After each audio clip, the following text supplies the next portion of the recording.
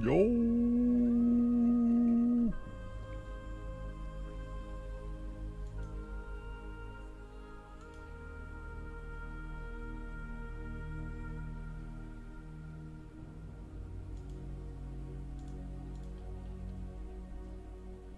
Today's gonna be one of those days. One of those days. That's alright.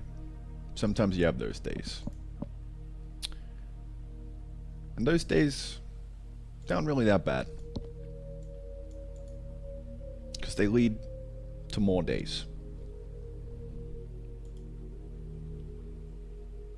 I'm basically going to sit here and just make the website. I'm going to do it all without sharing screens so I don't accidentally leak shit. I was going to do it offline, but I figured, you know, I may as well just stream. Can chat, I guess. Good vibes. Drink some coffee. And live, laugh, love. So yeah, I mean, right now, dude, I'm just working on getting the site going. I did a bit of Stripe stuff yesterday. Yeah, right now just I actually got email sending working and everything. I've just got to figure out like how to actually unlock the game for people. I want it to be a seamless experience, like you buy the game and then you go back to the site and you can just keep playing, but the game is unlocked now. So I'm gonna try to do something along those lines.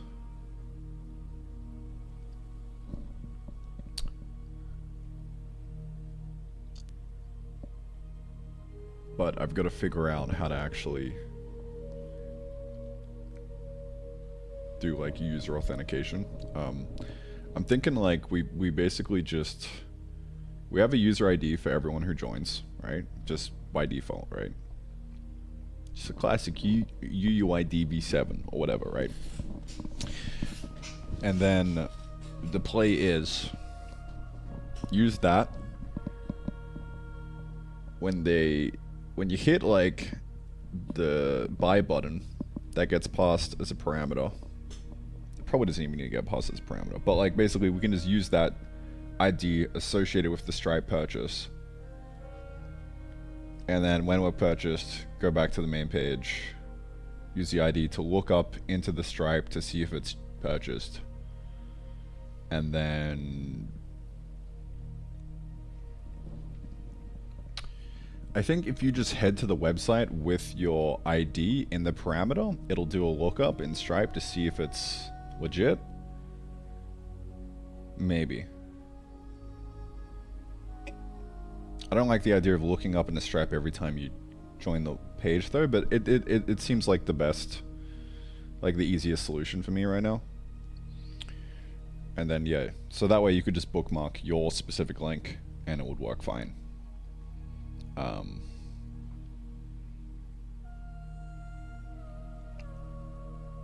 That's what I'm thinking. And then later on, you know, it would be easy enough to associate that with like a Google account or something, if need be. Yeah, that's kind of what I'm thinking for everything. Anyway.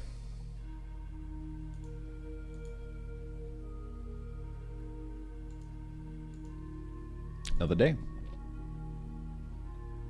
Another day.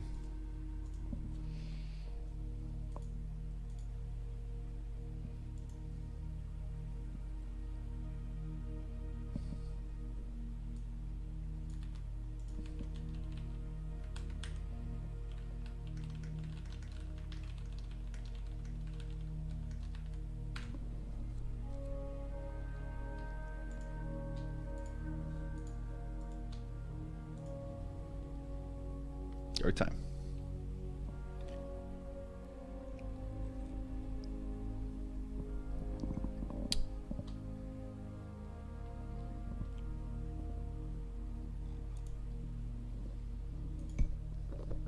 Yeah, I mean, there's not really much else to say aside from I'm just gonna sit down, get the work done. Yes, sir. Okay.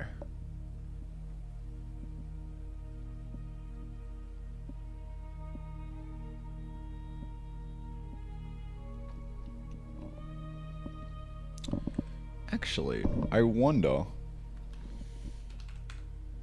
if I could take my to-do.txt and feed it into the stream. Because then, like, you could kind of get my live thoughts as I go. Steezy, what's up? How you doing, bro? Let me try this out. So if everyone joining right now, we're going to be doing a chill web dev working day.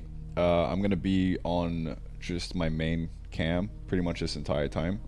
So I don't accidentally leak shit that I shouldn't leak because I am a not a web Chad.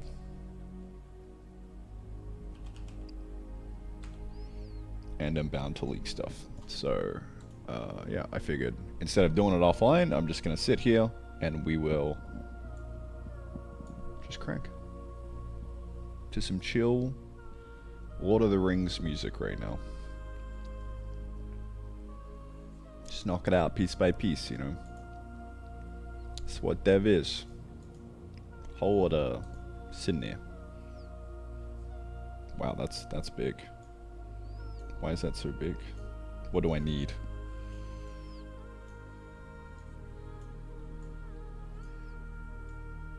Dude, what? Okay. Can I put this here?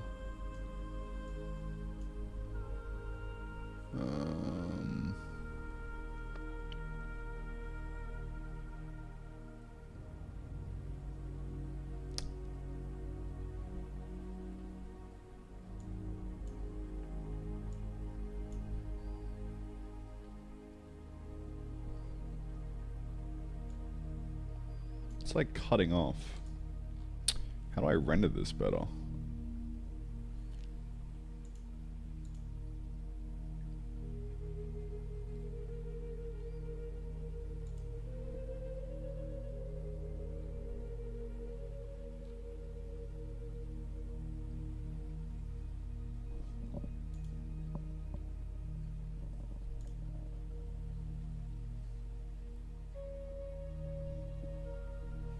Here we go.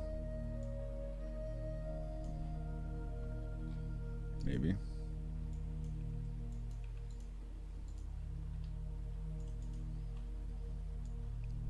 Nope.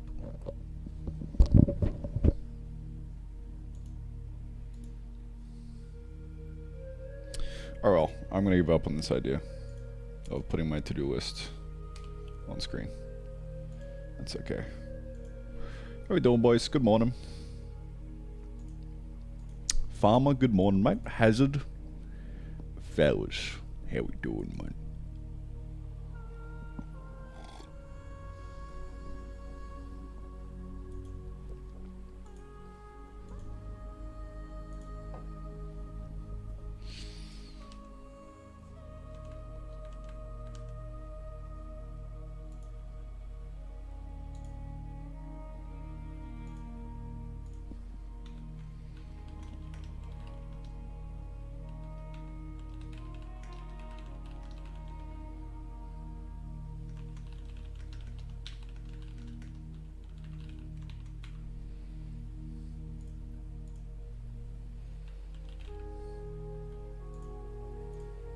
Alright, I think the today exclamation point today should give enough of a response for people who are curious.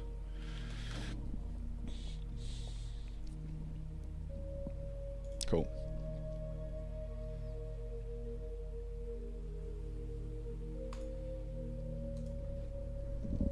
Let's get to it. Oh, by the way, T3 chat, fucking goated. Really good.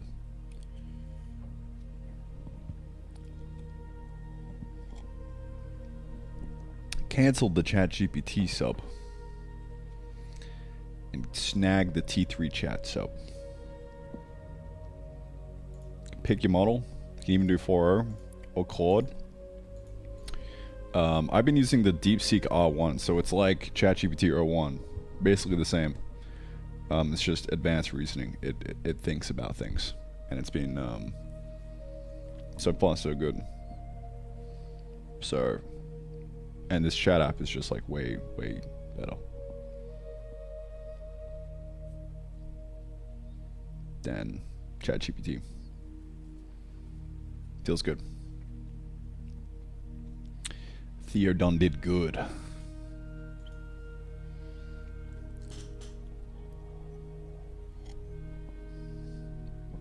Kenneth, what's up? How you doing, brother? All right. What am I doing? What am I doing?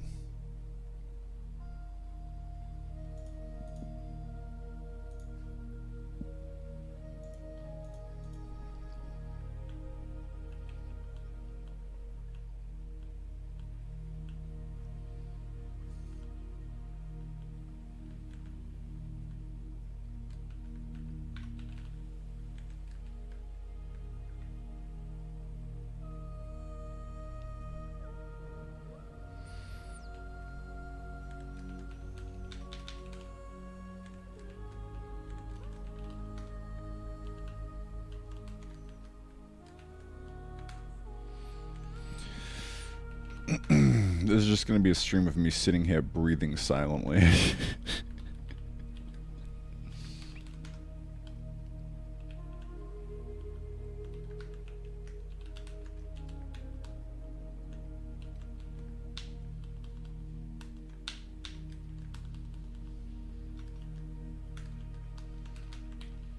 Alright. The task right now is me figuring out how to generate a custom user ID and then just pass that into everything. Yeah. That's what I'm doing.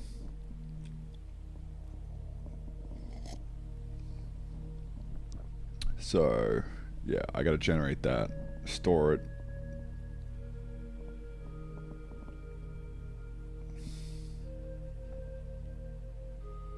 Then use that for everything. It would also be nice to hook up PostHog analytics, which should be easy.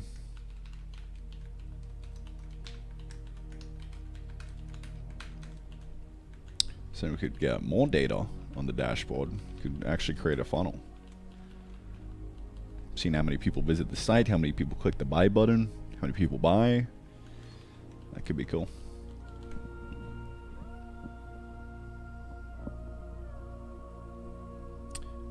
I need some kind of like privacy policy though, I think. Look into privacy policy plus cookie stuff, question mark. Maybe.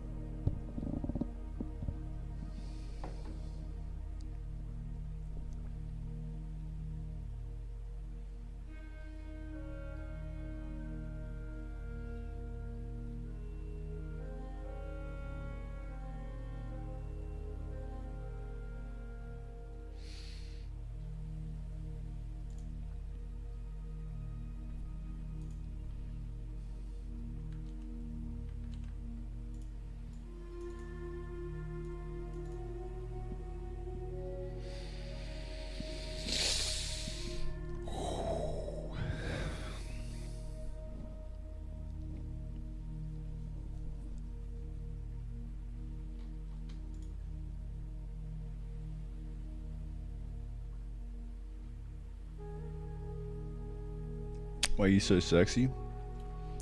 Don't know, man. Can't be helped.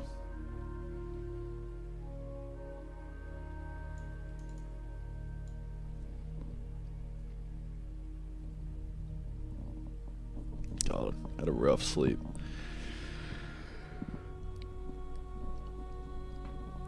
Squinted at the monitor.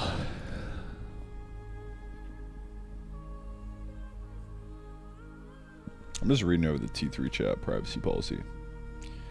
Try and see like what I even need to do. They have like a terms of service and a privacy policy. I don't really know the difference, but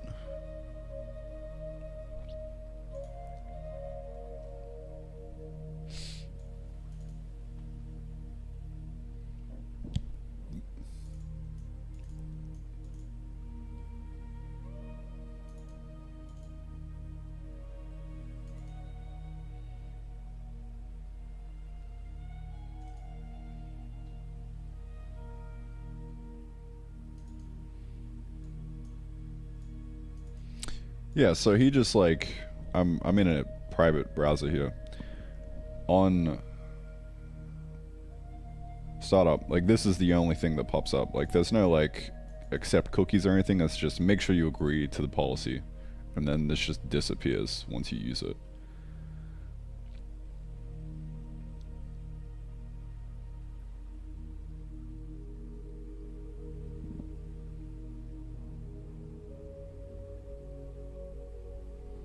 It's kind of Giga Chat. It's like, hey, if you don't agree with the policy, you must not use it. And then, yeah, so the data collection kind of just is in here already. I'd imagine they're tracking usage data somehow. Maybe there's some PostHog stuff, who knows.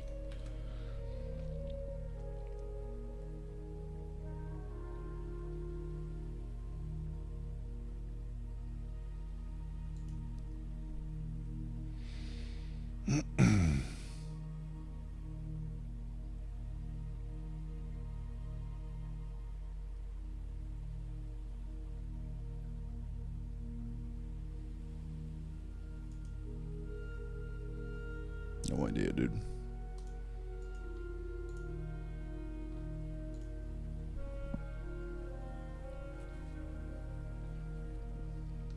Anyway.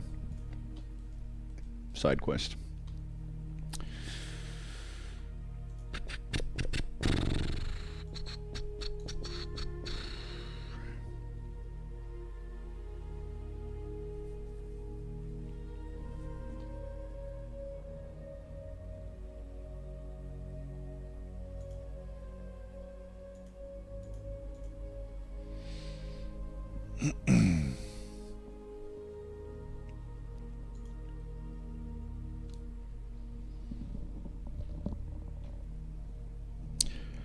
What's going on, boys? Welcome in, everyone. Welcome to the stream of today of me sitting here silently breathing while staring at my monitor. Strap in. It's going to be riveting.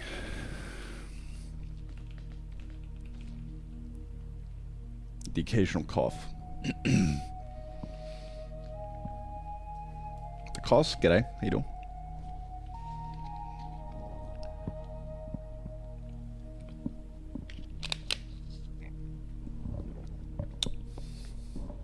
All right.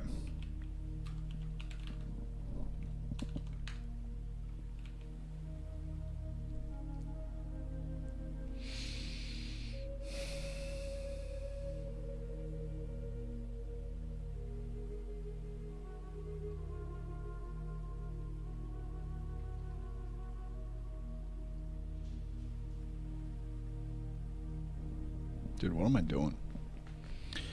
I am trying to figure out something. Figure out how to generate and resolve custom user ID. Okay. So I would say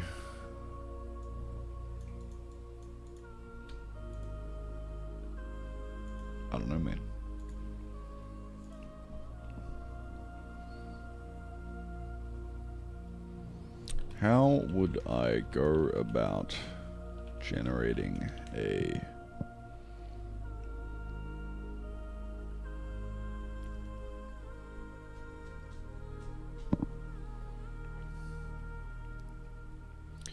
unique ID for a user visiting my site?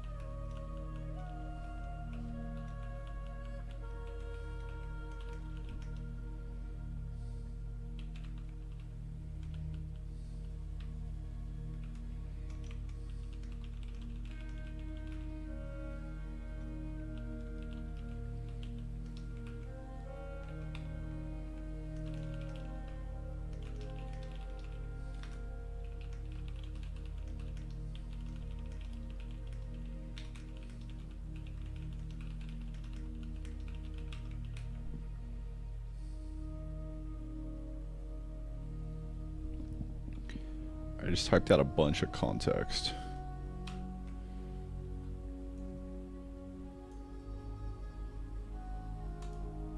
Like, this is kind of my thought process for what I'm about to do.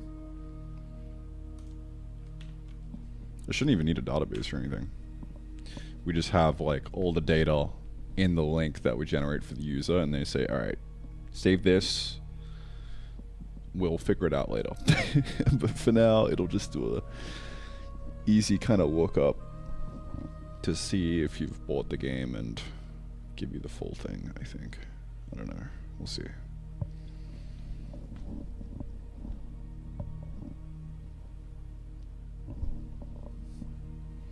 Yeah, I like about the DeepSeek is that it actually gives full context on the problem.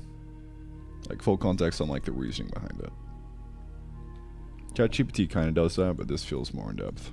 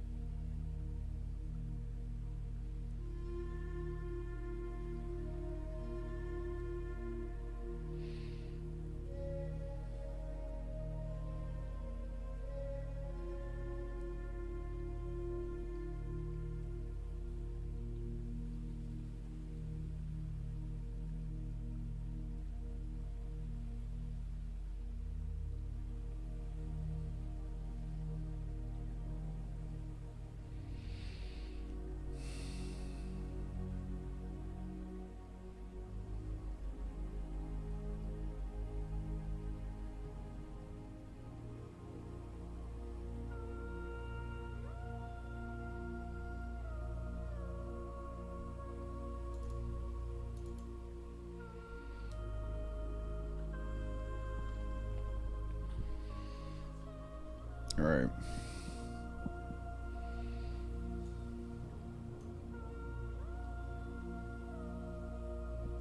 I think what I'm going to do right now, the strat is like generate a user ID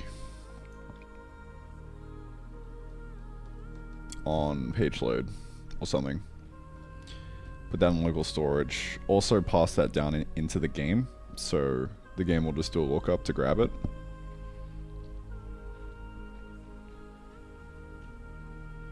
So that we can associate the PostHog stuff with it, I think. Yeah, that should be good. Live, laugh, love.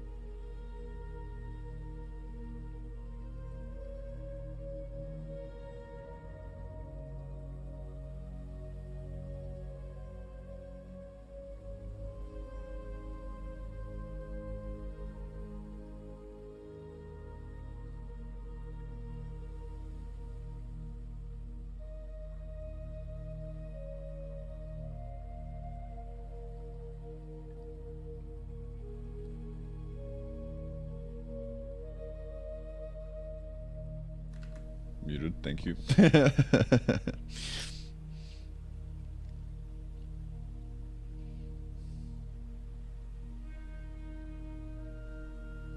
I was saying, only face cam stream do be diabolical. What does diabolical even mean, bro? It's a big word.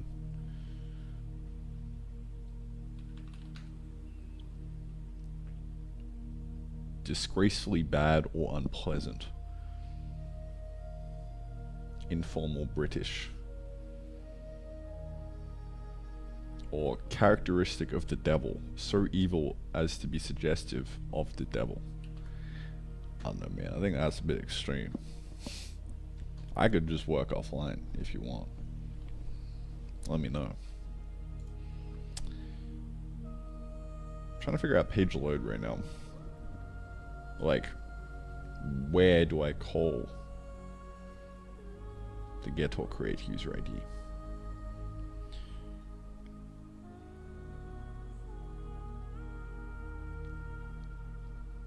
I guess I could do it just like right in the script, right? Like at the top level, because apparently that just does it immediately when the script loads. I don't know.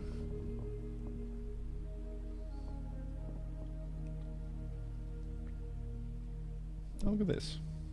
We have a nice table.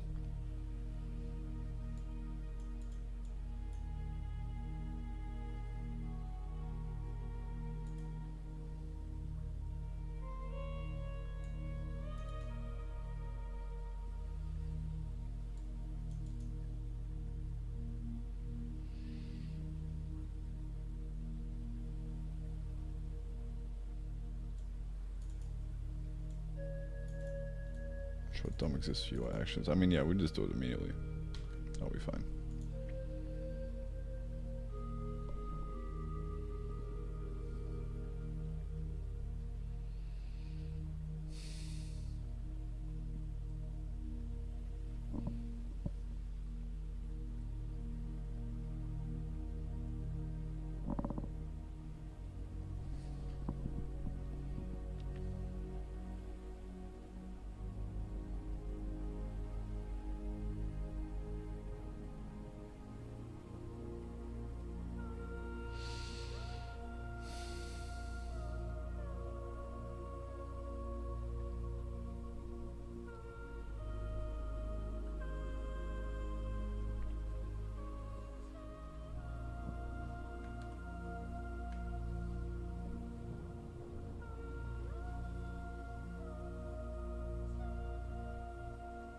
Why do I prefer Odin over common game dev languages? I don't know, the other ones are just kind of bad. There you go. That's the answer.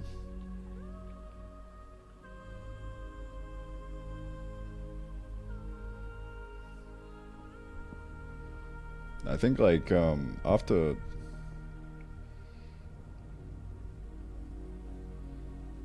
like learning the basics, or like getting pipelined into C++ and object-oriented stuff, or even if you like don't go down that route but still use C++, it's just a lot of complexity there. Like you can't even read the standard library, like go to definition to see what your functions do. Like it's really bad.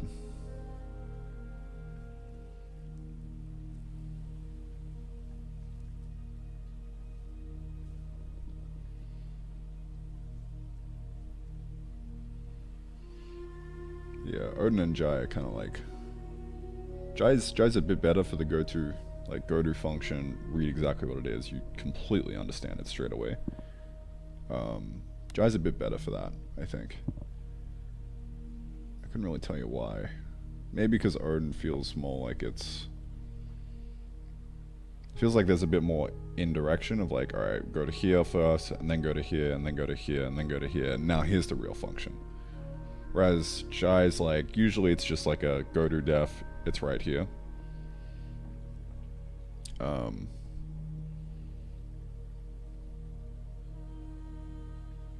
Yeah.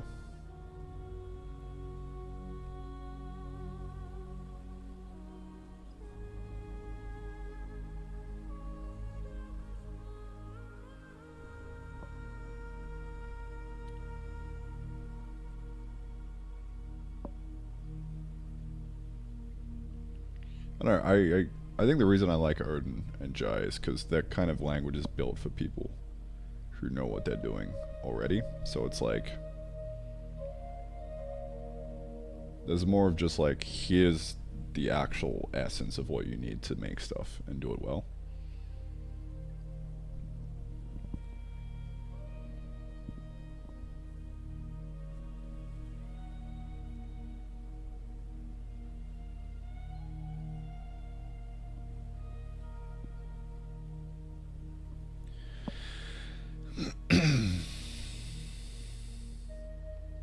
Okay, I'm just gonna start fucking programming.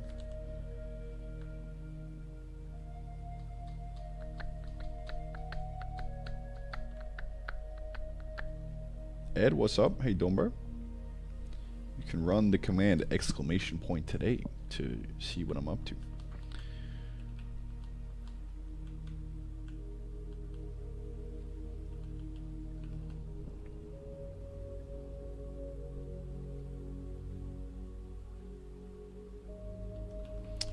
But the end goal right now is just get the website in production and workable so I can move back on to development. Have it be viable so people can buy the full game, and I can get back to iterating on the full game.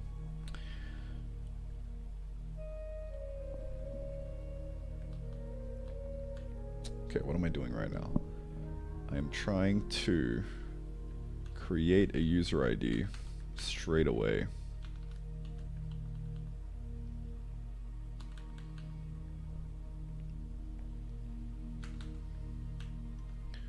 Does ordering of scripts matter? I would imagine. Maybe.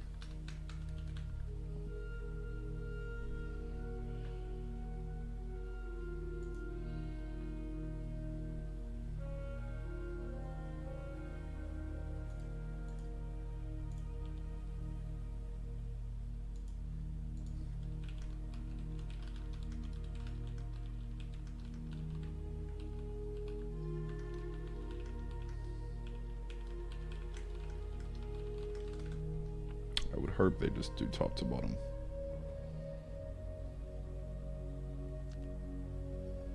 It would make sense.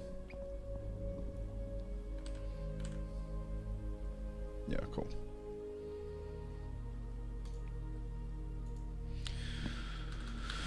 Okay.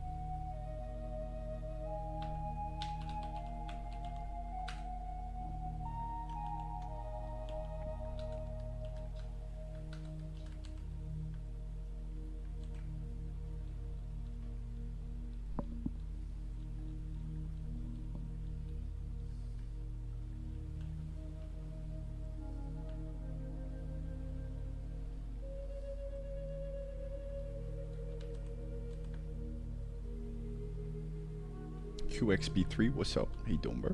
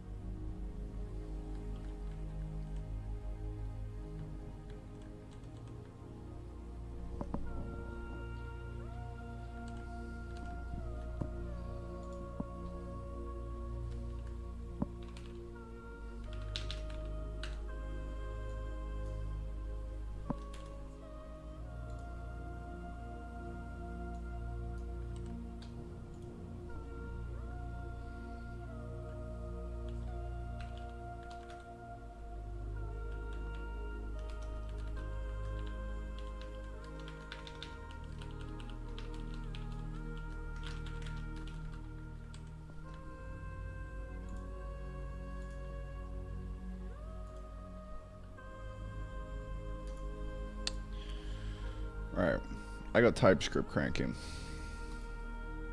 on stuff.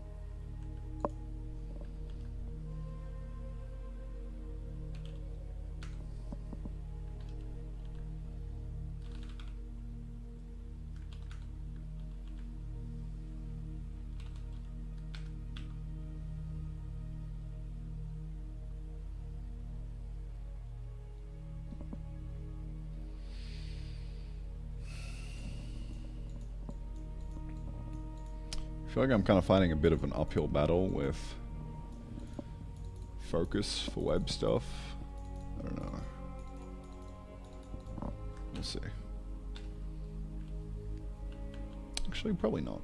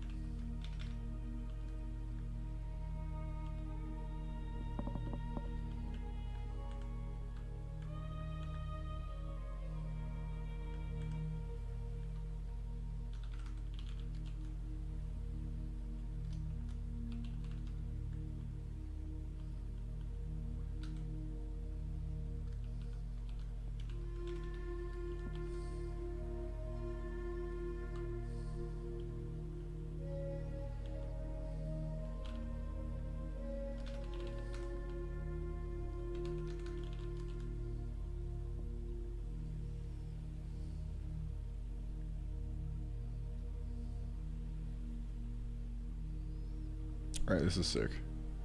I just got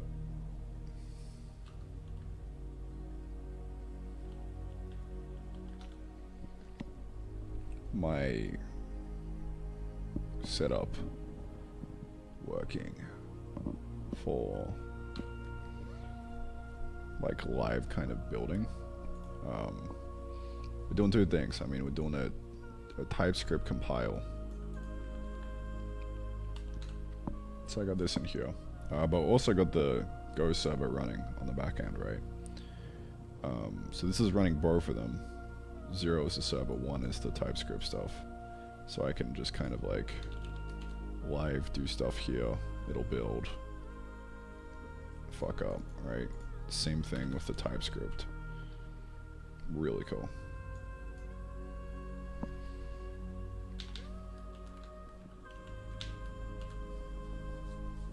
And then, you know, just go straight to localhost, call it a day.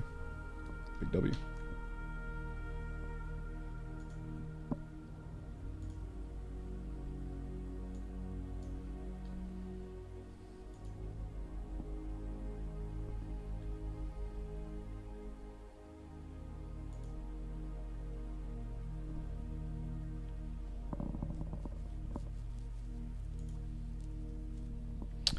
Alright, I'm ready to cook, dude.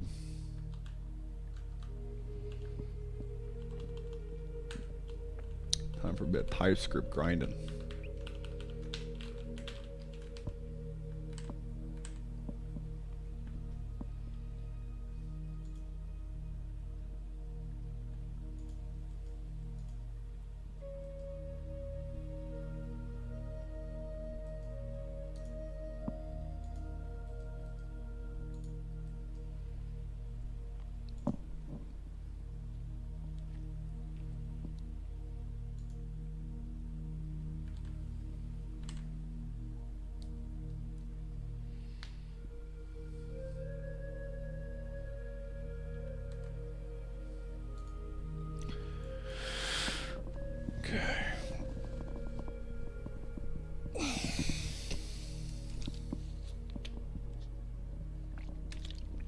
So, we go right now, generate a UUID.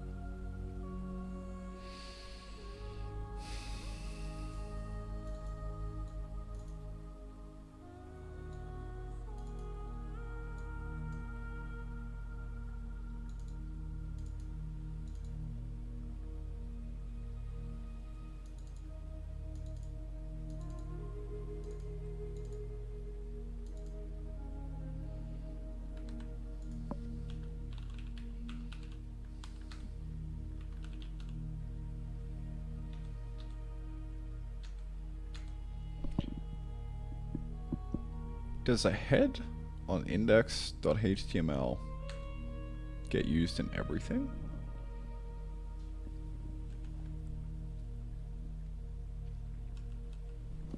I wonder.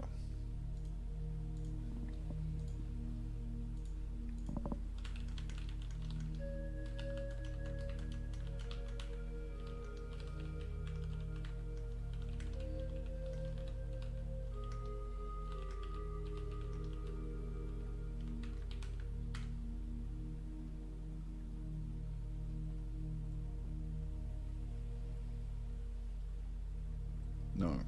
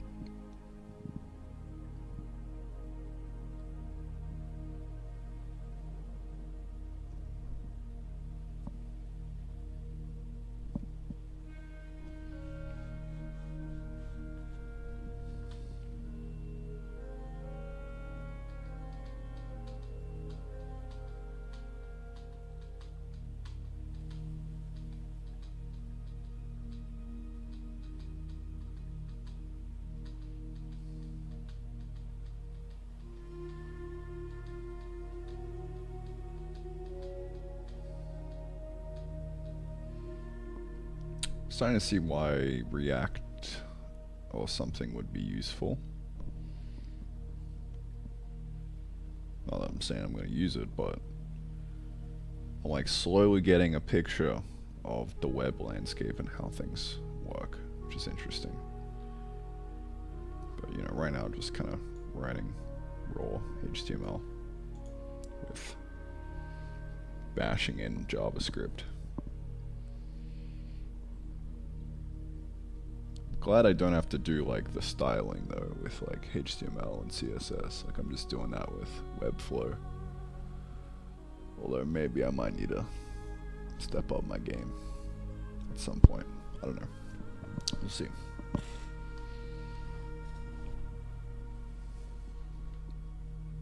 Finally Reno's doing something I know, yeah. Web grind.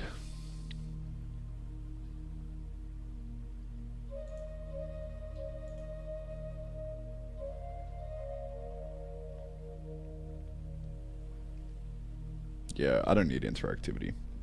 The interactivity is getting loaded up with a fucking WASM web build of the game. Whole game's in there. We don't... All I need is just click a button to buy the full game. That's it, bro. Yeah. Getting there. Piece by piece. I will not excuse myself. That should be applauded.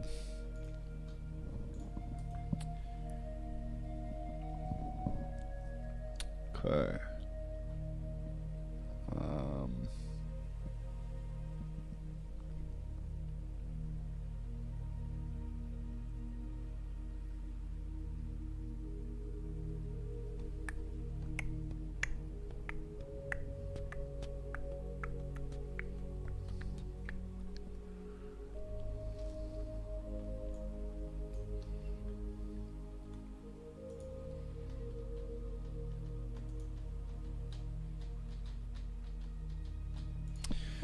get this included in the head.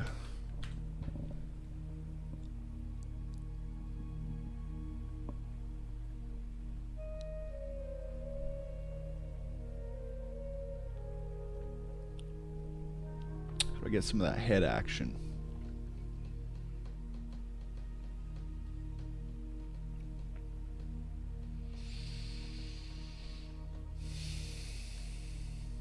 I mean, it's kind of annoying having to use Webflow. If I'm being real.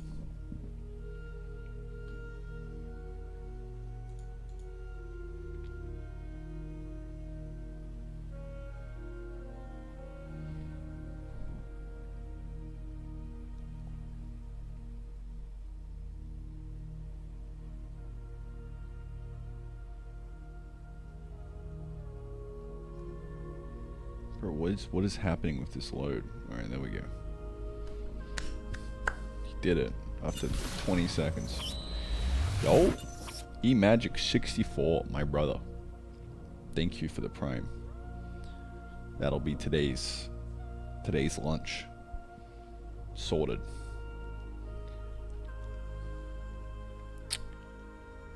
Yeah, I mean, so we're doing a side export to just get all the HTML, CSS and stuff, and I'm just manually inserting shit like this. But now I need to actually get something in the head, so I gotta look at this and figure out how to do that. Just a little sus.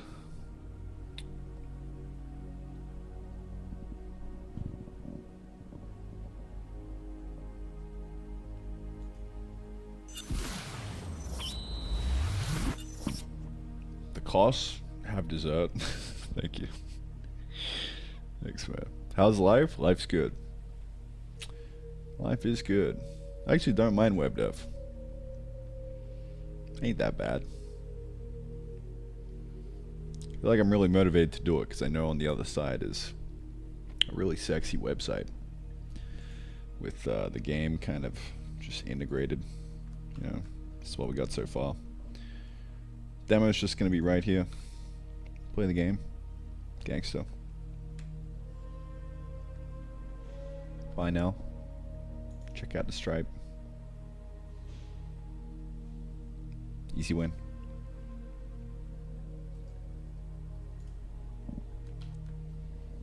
I got a line of sight on how awesome this is going to be, so I'm really motivated to push through.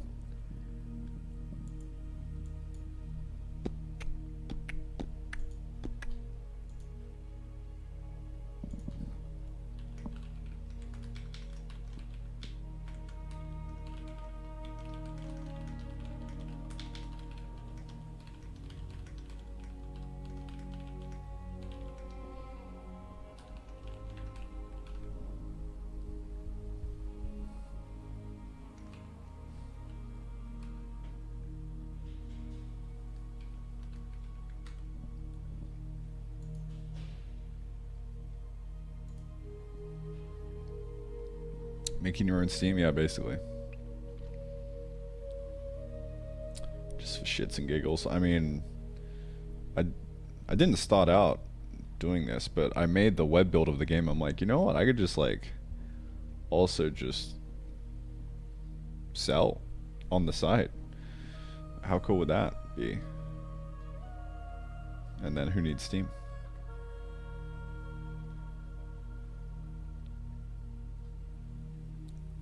Still gonna sell on Steam eventually, but for the early alpha, and we don't really have enough playtime to go early access, this seems like a nice like step one.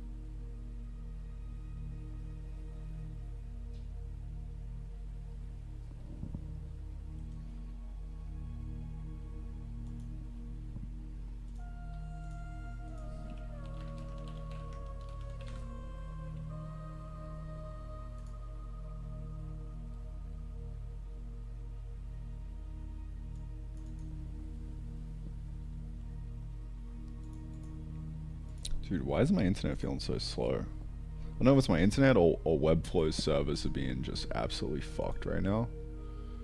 No, I think it's a Webflow skill issue.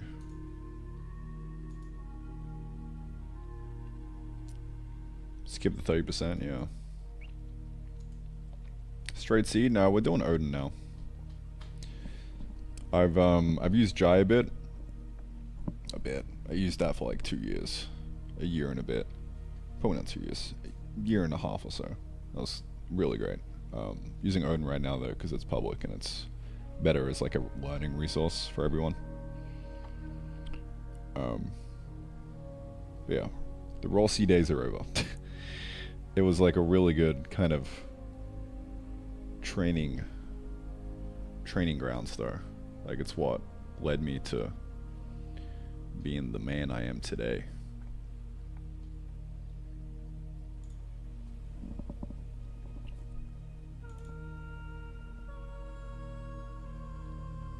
I need to upgrade my fucking plan in order to insert shit into the head. Alright, that's it. I'm getting rid of Webflow. This is fucked. This is fucked, bro. Alright. I mean, I have the HTML here. I'm just going to insert it manually. It just means I'll have to, if I want to re-export, I'll have to put it in manually as well. But it'll be fine, bro.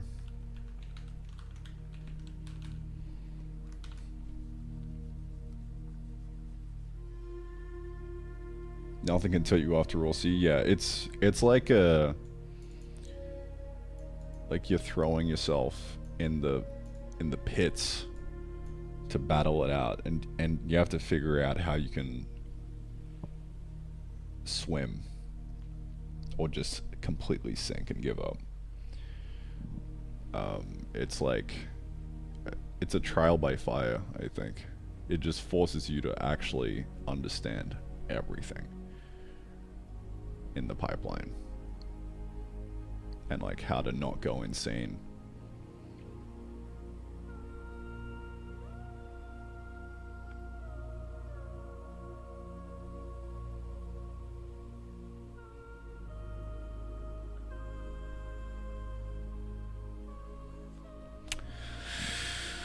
Okay, well, yeah, I mean, I'm just gonna like manually insert.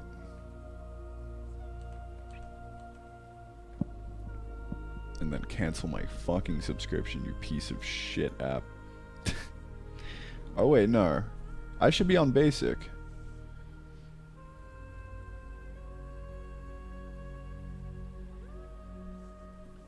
I shouldn't be on starter. What? This site is currently on the starter site plan. What do you mean, bro? I literally paid for this.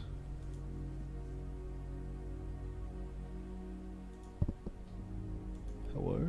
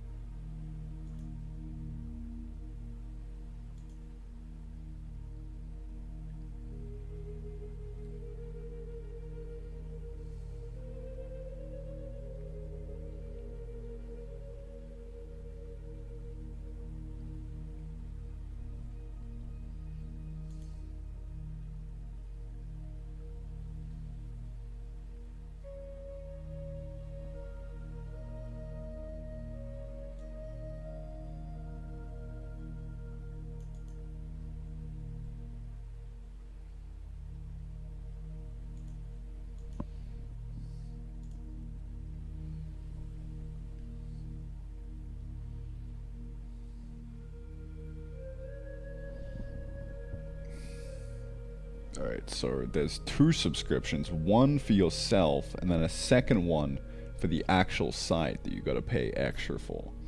And the one I paid for myself was so I could get code export.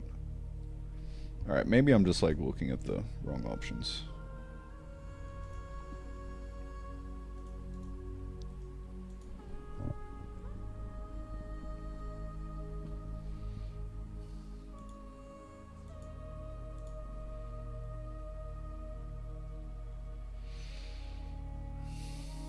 Oh, yeah, I was looking at the wrong options, my bad. Huge. Let's go.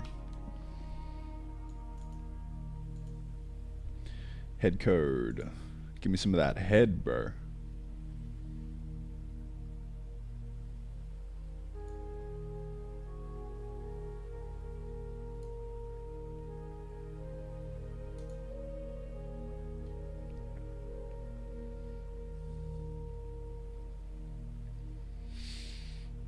Mm-hmm.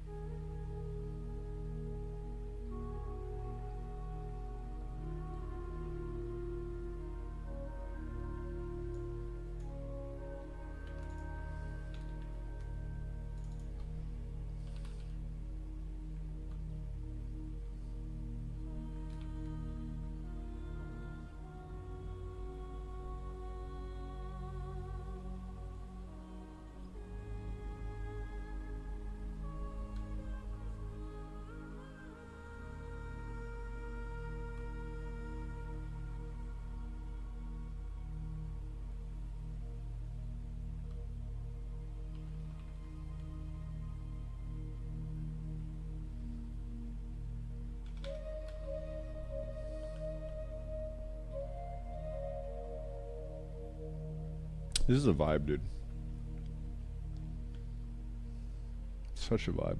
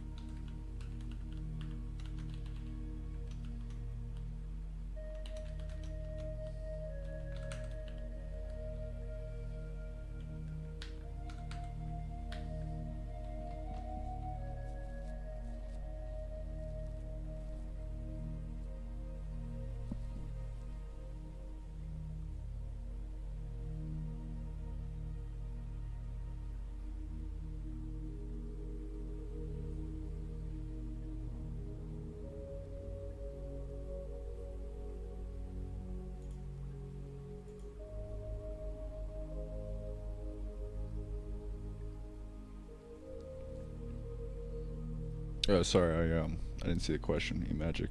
You still here, bro? I'll answer if you are.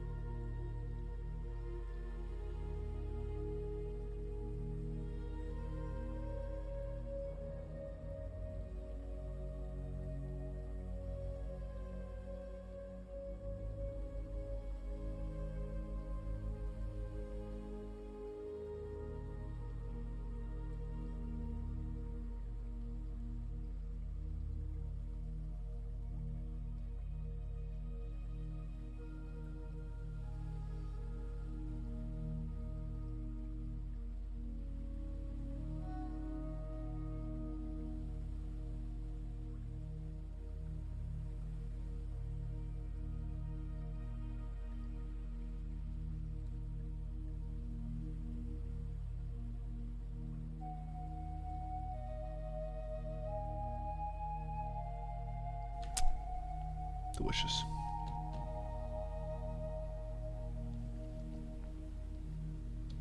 Was anyone keen to hit up the motor trails over there? Yeah. Yeah, I've just got to figure out when we're actually gonna do a proper tour. Because I'm kind of locked in right now. I don't really want to take any time off. Like, I'm having a lot of fun. But when there's something official, I'll probably make an announcement and like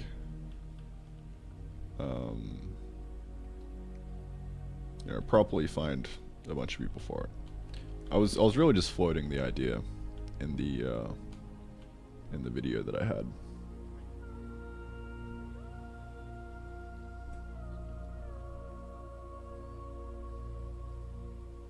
Just to see if anyone was up for it.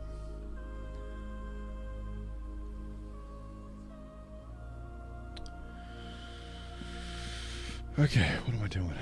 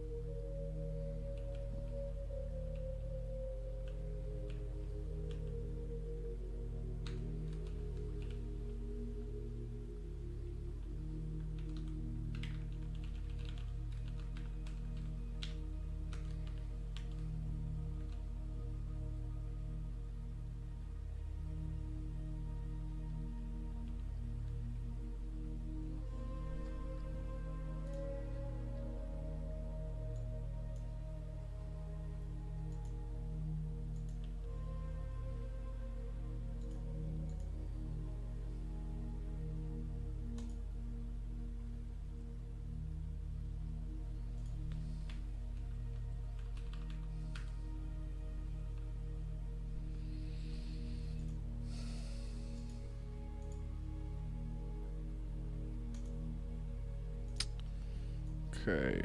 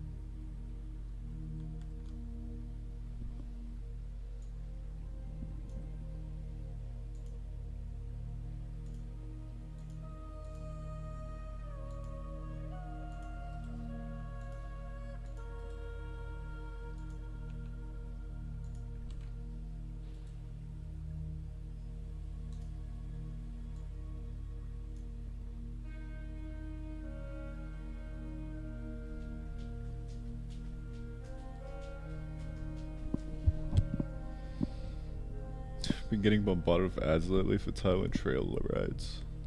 That's interesting. Ads from where? But I guess a lot of people do it.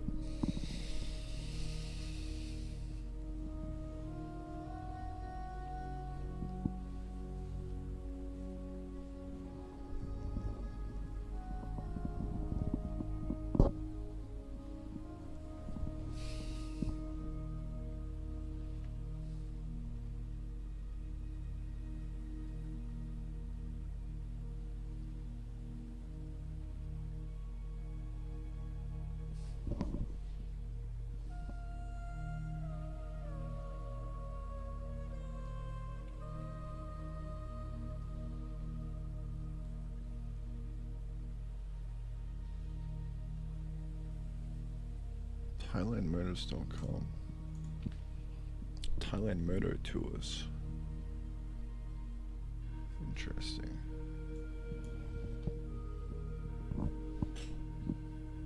Yeah, this is all Chiang Mai, northern Thailand. It's gotta be, right?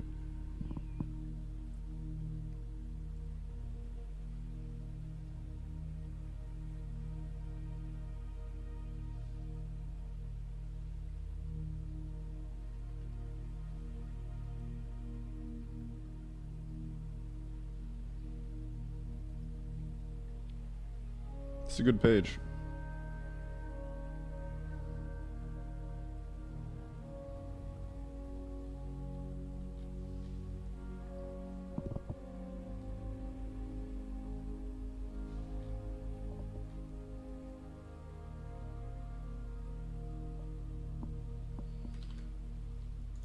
See if I can find like a physical location.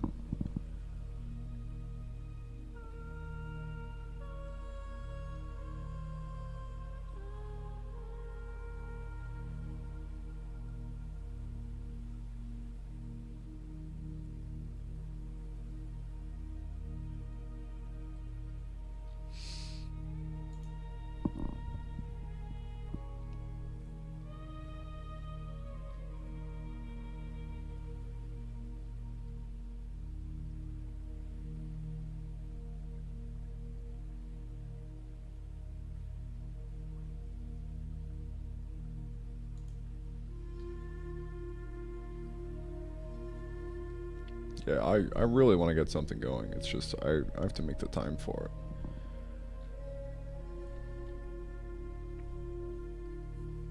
I'm kind of locked in right now, so I have no idea when it's gonna happen.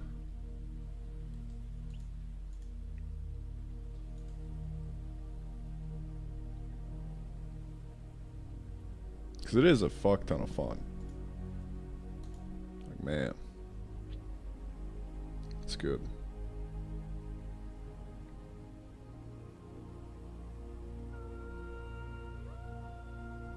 Like the footage that I had in that video, it was, we were doing a trip up into Laos, the country above Thailand. It was so much fun. Just did like, I think it was like 10 days or something. Just straight riding. It was good. I think my favorite part about it isn't necessarily the riding itself. Like, I actually don't like off-roading that much. just because you gotta wear the gear all the time, and you gotta like it's just a lot of work. But my favorite part is at the end of the day, you pull in to wherever you're staying, you find a place, you just sit down at a restaurant, just have a nice cold beer with the boys and talk about the day, you know. That was my favorite part of things. Was it technical? Yeah. I mean, technical as in, like, was it hard? It wasn't that difficult. There were moments, though.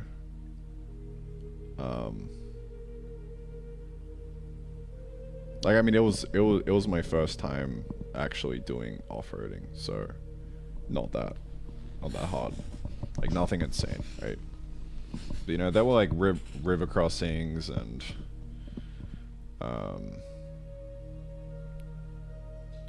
there were like moments on the trail where it was like really sus, but like no like single trail or anything. It was all roads. Like, some were like really shitty roads, but hill climbs, no, none of that, no. So I would say no, it was not technical. It was pretty chill.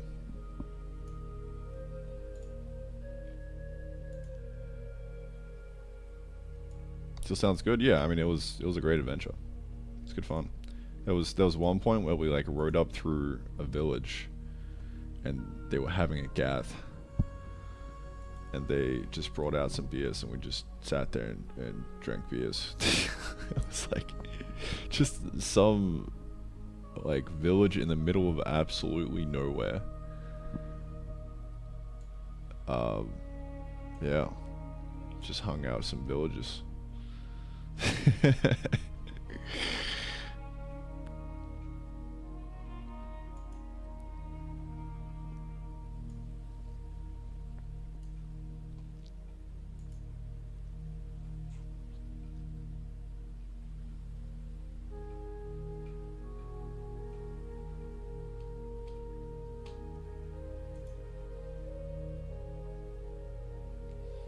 So yeah, I mean, I would like to try get something going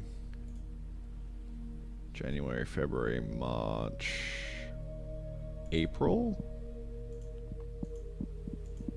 We're cutting a bit close now, so it might be like later than that, but we'll see how we go.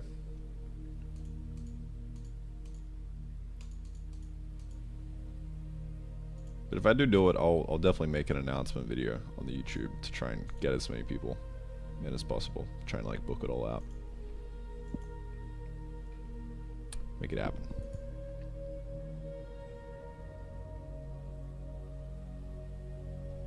Trails around Brisbane? Nice. Yeah, I used to live in Brisbane. My housemate has a Honda something. It's like a really old bike, and he restored it. Man, Honda something. No idea. I think it's a 600. But I can't remember like the actual model, or whatever you would call it.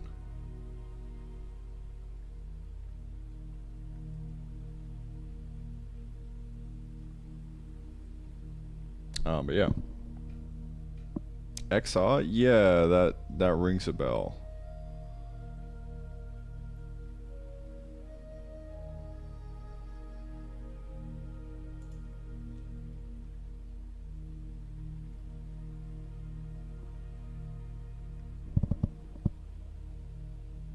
I don't know if it was that, but that rings a bell.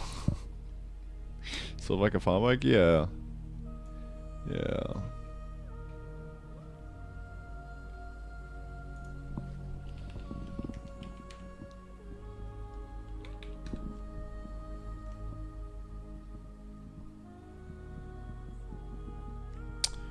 I don't think it was this.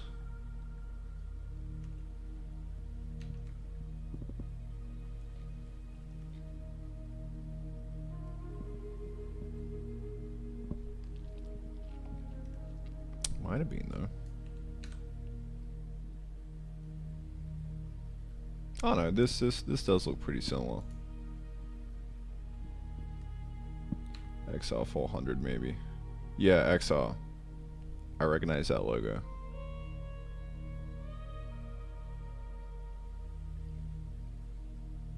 Yeah, I think this was it.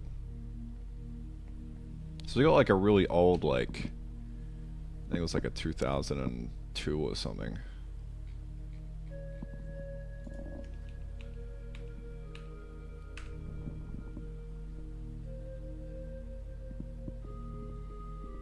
Maybe a 2000.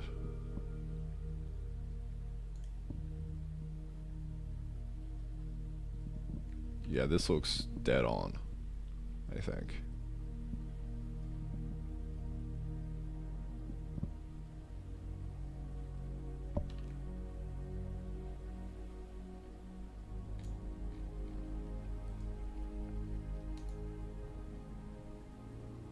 Magic, what's up? You still here? Bro, that's some hella delay. That was ages ago that I said that. To answer your question though.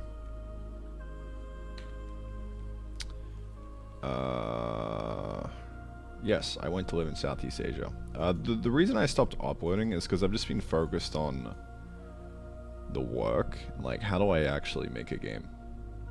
Because like, me just kind of uploading videos is a bit of a distraction from that, but now that I've more or less, I haven't figured it out, but I'm on a roll, and there's a reason for me to actually make videos now, and that's to like market the game and do sales, right? So now I'm motivated to make videos again, because there's a reason behind it, and it'll happen soon. I actually just got a we did a summary video the other day live on stream of what I've been up to recently. Which will be coming out soon. It's this guy right here.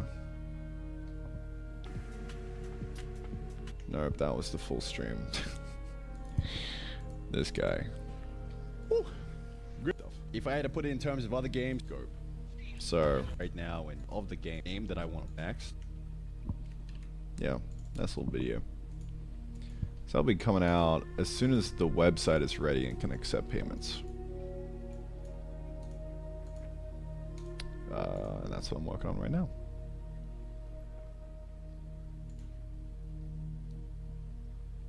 Been dreaming of moving? Yeah, dude. It's fucking amazing here. It's word, like, I can't put it into words. I mean, you've been in Vietnam, so I guess you kind of understand it a bit.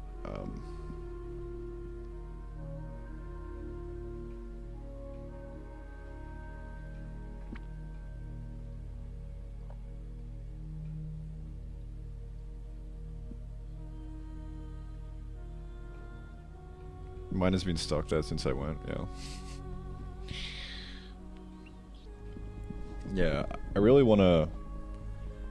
I mean, my goal right now is just to make a bunch of money, honestly, so I can afford to go on more adventures. But I would really like to work with a dude who's good at videography and can just follow me around with a camera 24/7 to make kind of lifestyle content with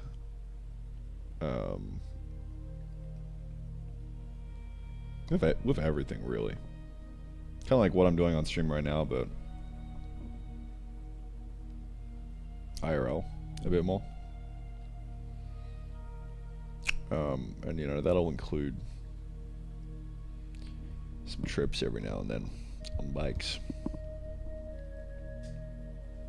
How'd you decide on moving? What tipped it over? I was in Brisbane and I was looking at getting a new place and the rent was like insane. So I was like, well, I could just sell everything I have, move into a backpack, get a laptop, and then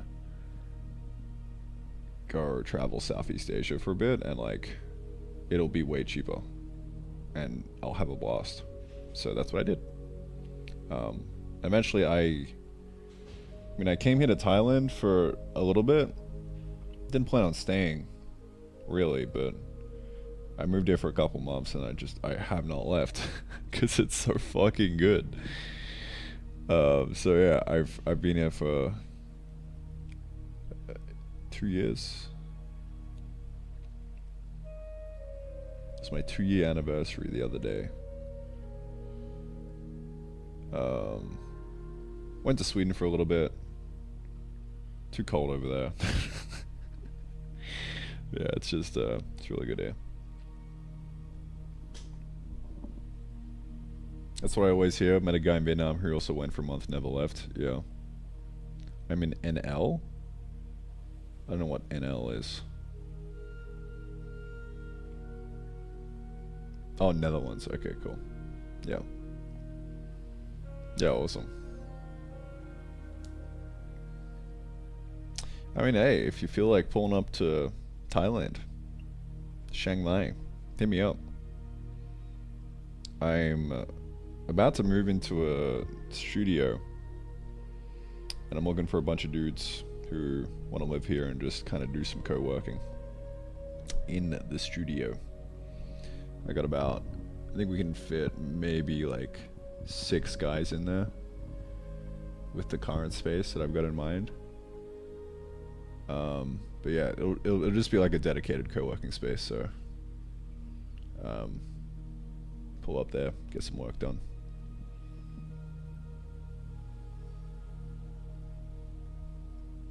Yeah, I'll be moving into that as soon as we get some sales coming in from the game, and it's a good idea. But for now, I mean, I'm just gonna stick with the space I got now. Yeah. Streamer House Thailand edition. Yeah, it won't be an actual house that we live in, because I've done that before. You guys probably saw the military grind bunker that we had in Sweden in the background. And I think it's a better vibe when you kind of BYO accommodation, but you have like a dedicated meetup spot for working, right? And condos here are really cheap. Like I pay $300 US a month for this condo. It's really great. So I mean, it makes sense to have your own place, right? Do you want to tie it? Yeah, I mean, that's what I do. Like I'm on a student education visa here to Thai. It's pretty cool.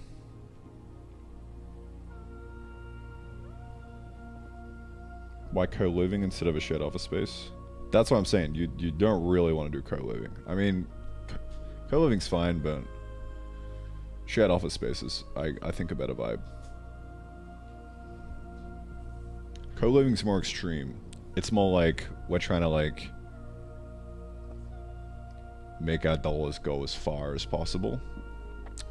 And I think it makes sense for more like in countries where the rent's way more expensive, like Sweden or Australia or that kind of stuff. But it doesn't really make sense here in Thailand, because like you can just have your own condo, and it's kind of great. Done with the student life myself, yeah. I mean, it's a good vibe every now and then, I think. But yeah.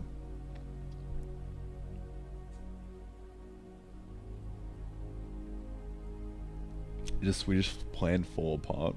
I mean, I never really had a plan there. I mean, I guess I did, but yeah. I'm just off to the place with the best vibes, and Sweden didn't really work from the visa side of things. It was just a bit too much friction.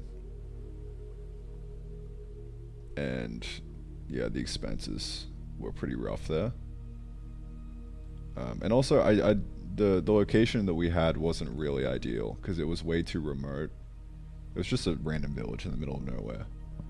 But then if you go to like Stockholm or something, it's just going to be even more expensive. So it didn't really check the right boxes that I was after, but I did check it out, and it was good for a while. For the visa situation, how often do you go to classes? I do once a week, and it's just online Zoom classes, and it's fine. But the visa situation is even better now. They literally just dropped a new visa. I think it's called the DTV, Destination Thailand Visa, and the requirements are you just take some random like lifestyle related class, either like language learning, Muay Thai, cooking. it's just very low overhead, just one class a week or something like that. And the fee is only like 10,000 baht, which is insane. It's like $300 US. And the only requirement is you need, I think, proof of 300,000 Thai baht in a bank account, which I don't know what that is. That's probably like 20,000 US or something, 15 US. I have no idea.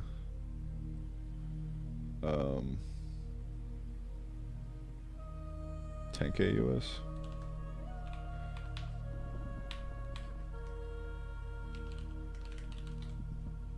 Oh yeah, that's only like 10K. It's like 9,000. Wow. Yeah, 14,000 Aussie. Yeah, that checks out. Or maybe it was 500. I have no idea. But anyway, it was yeah, so you just gotta have that in the back, and like it's just gotta have it in for like 3 months and then have proof. And then yeah, you're good to go for 5 years. I think it's a 5-year one. I think 180 days at a time, so you would do 180 days here and then do a border run and come back, do another 180. That's my understanding. I don't know if that's correct though. I could be wrong, but maybe it's 10K every 180 days, valid up to 5 years. I have no idea. But yeah, TLDR visa situation is even easier nowadays than when I got it a couple years ago. But yeah, the education visa is always there as well. Like it's also pretty good. It's just a bit more expensive. Like I paid 50K baht for the one I have right now, and it was like around about a year. I mean, not around about a year plus, you know, a few months. Yeah, and that's been really good. Like it's really chill.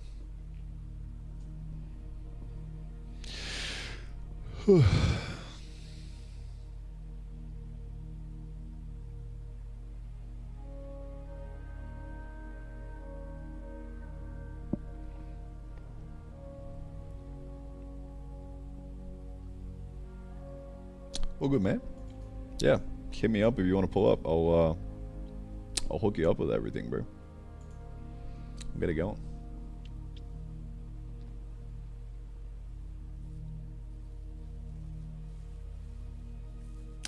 Alrighty, I need to get back to getting this website.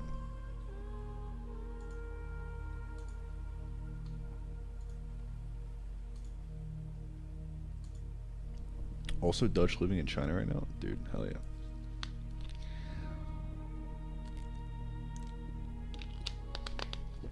Yeah, just shoot me an email if you feel like doing the co-working thing here in Chiang Mai, Thailand.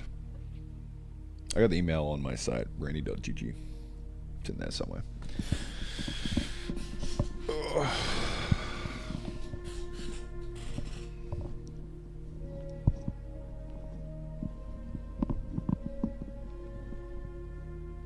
Only game never allowed? No. Do whatever you want, I think. As long as it's cool.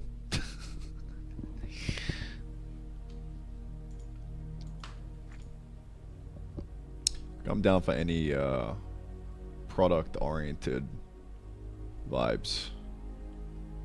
As long as you're building something, that's where it's at. Shippers only.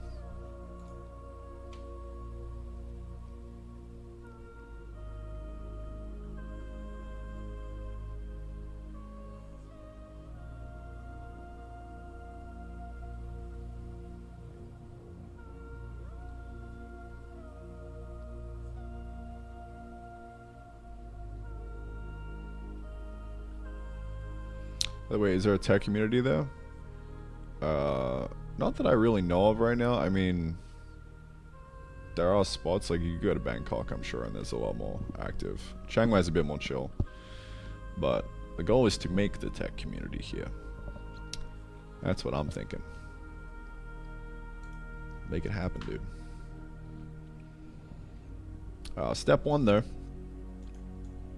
Acquire wealth. Make bold. Make the bold balance go up. Increase the ticker.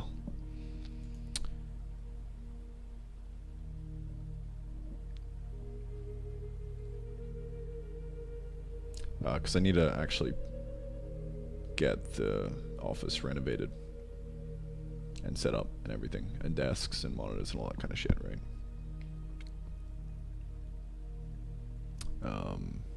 And rent. So, gangsta.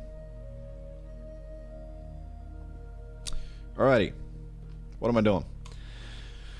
Well, okay, I'm just trying to get user ID right now.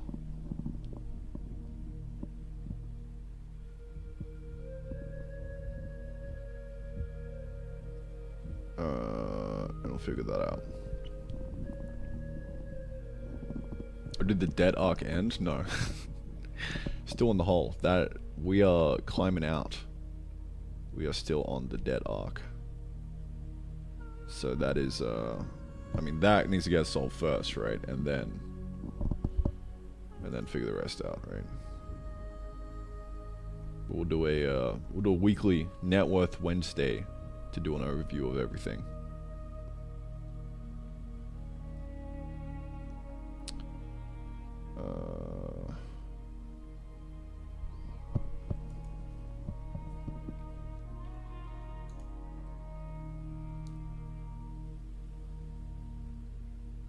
Yeah.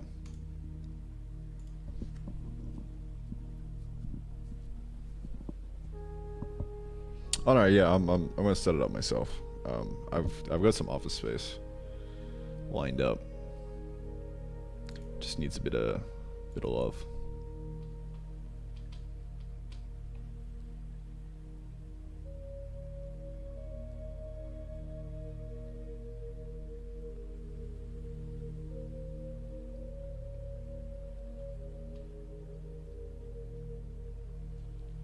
Still 10K out?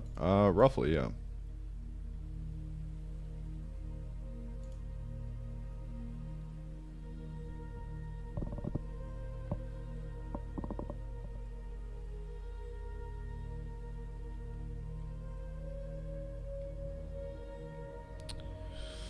Alright, so I need to get user ID pumping.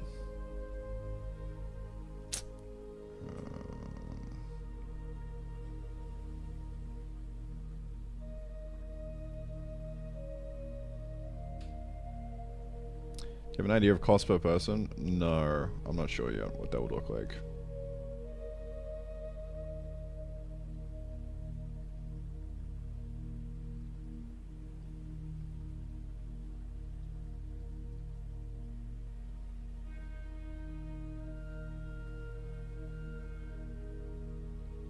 Timeline?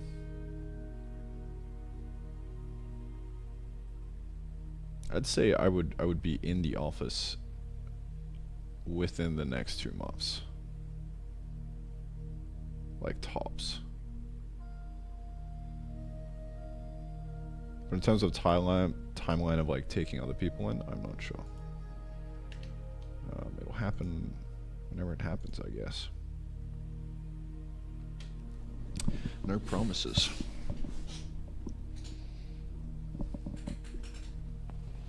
Just a question: why not grind Arcane out on YouTube to overcome all this? Just I don't want to. Really. And this, what I'm doing right now, is 100% gonna be good.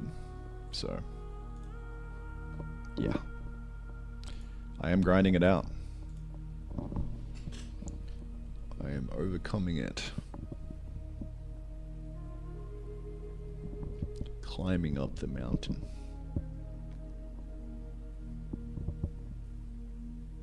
But yeah, just gotta trust me. I got full context on the problem, alright?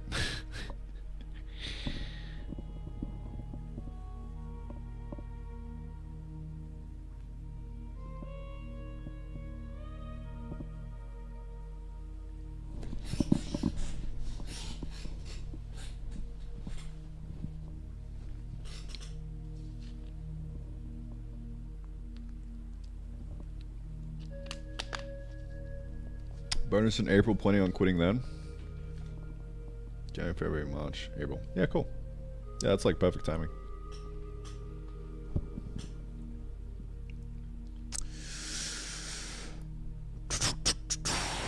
Okay.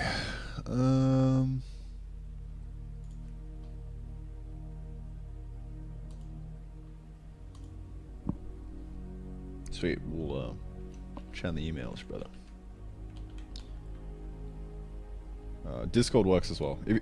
If you do exclamation point Discord and just send me a DM, that's actually even easier.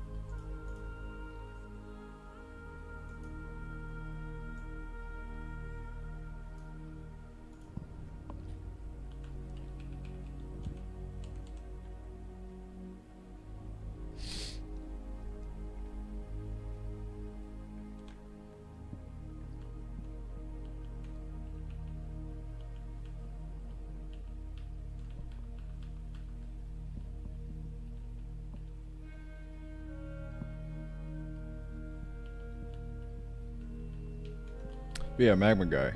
If you're still here and you're curious about why not Arcane, I just couldn't make Arcane fun. Like I actually just could not crack it. Like it was kind of fun, but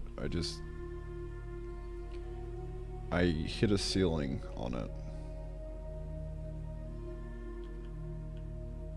Like it was too much effort for the playtime that was increasing, right? Like I spent like a good year and a half on it, and top line it had around like an hour and a half, 2 hours of playtime.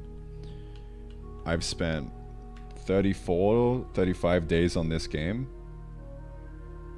and it's already at the exact same playtime and just going up. So yeah, it's just like a design, like, product issue, right?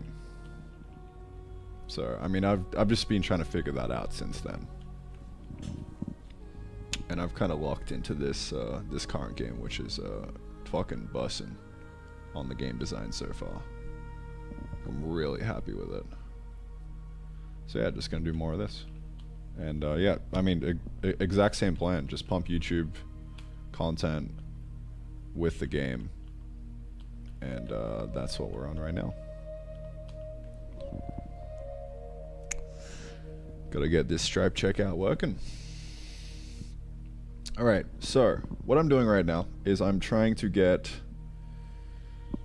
I have a user ID getting generated on page load in a script somewhere, I think. Let's see. I have an init.html that runs a script. Okay.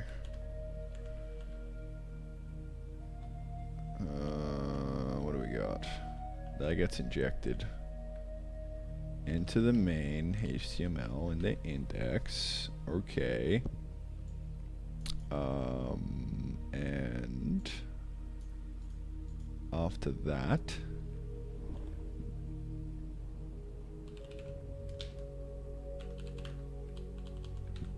let's see.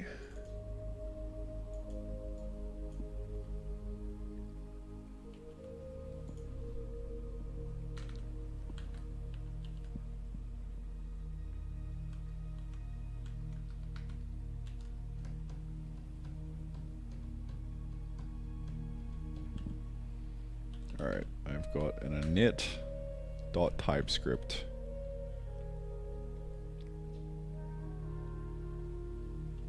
And I'm creating a user ID here. Okay.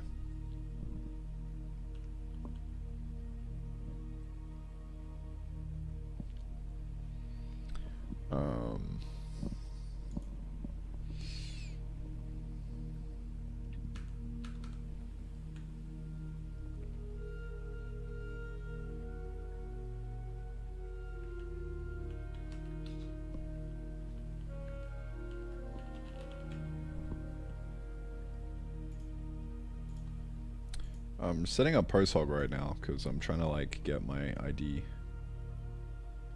the user ID that we generate, initialized with it.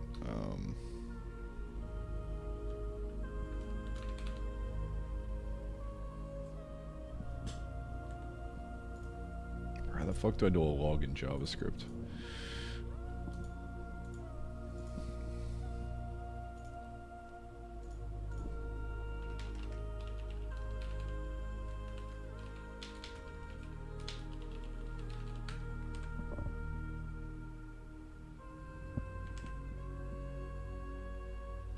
Console.log.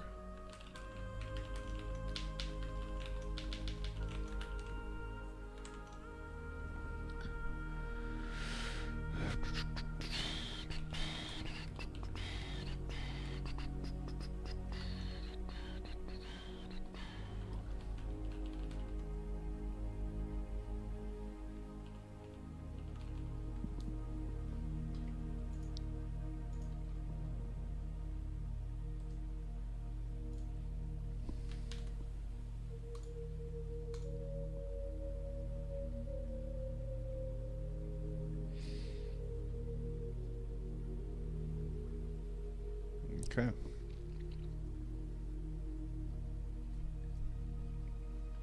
Cooking with the user ID.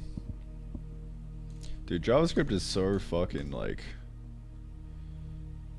It's so bad in the best way possible. Like, it's just so flexible. I love it.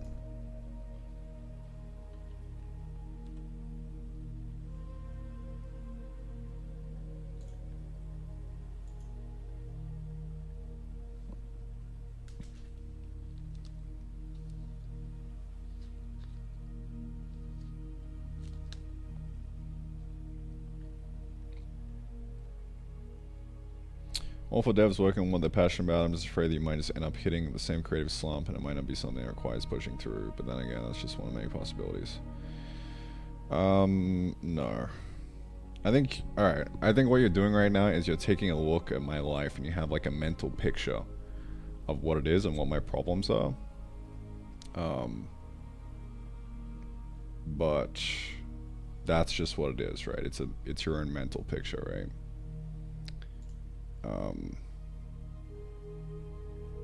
But yeah.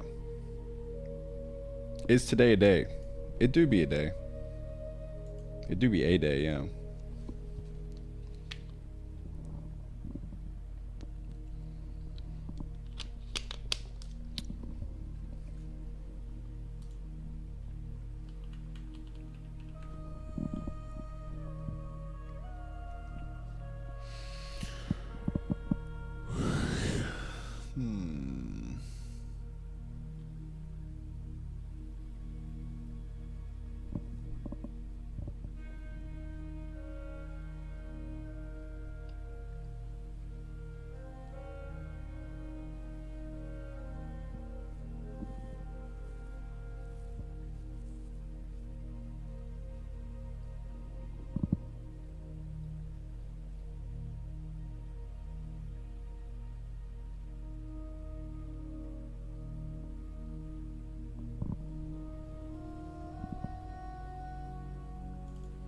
Alright, so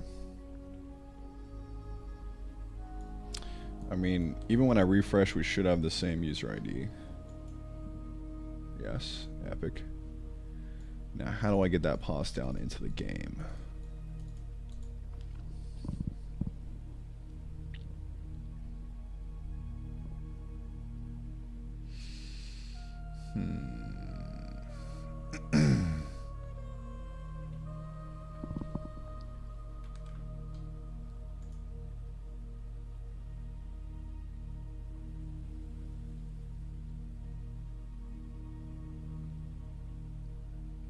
Game lives in a canvas on the webpage? Yeah, I mean, that's exactly what it is, right?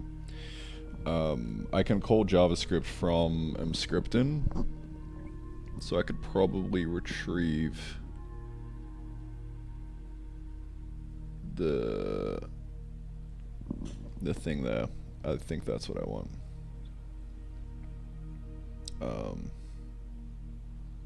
Pass down the args or inject them into the canvas. Yeah, I mean, it's just sitting in the I actually don't know how local storage works with iframes. Like, would the iframe that we've got here have a different local storage to the actual site out here? I wonder. We'll see. Depends on the domain. Yeah, I mean, it's the same domain. Different domain, yes, gotcha. Okay, cool. So local storage is like relevant to the domain. Cool. I guess I could also just ask AI Slop a bit more about this. Is local storage relative to the domain? What about subdomain?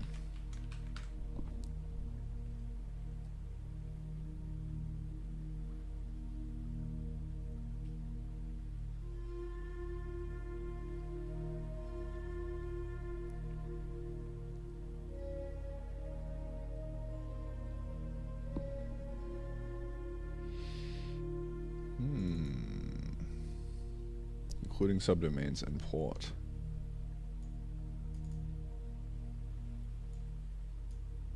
Same protocol, domain, port. Okay. Subdomains, different subdomains. Separate local storage, distinct origins. Okay.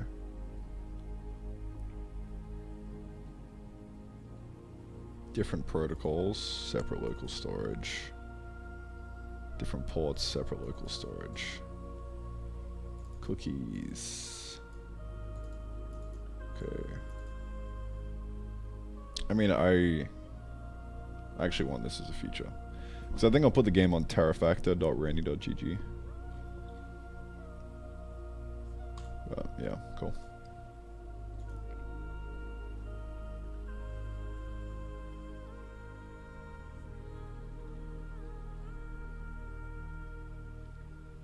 Yeah, cool. So I can just use the local storage then. I'm gonna have to edit the game a bit. That's aight.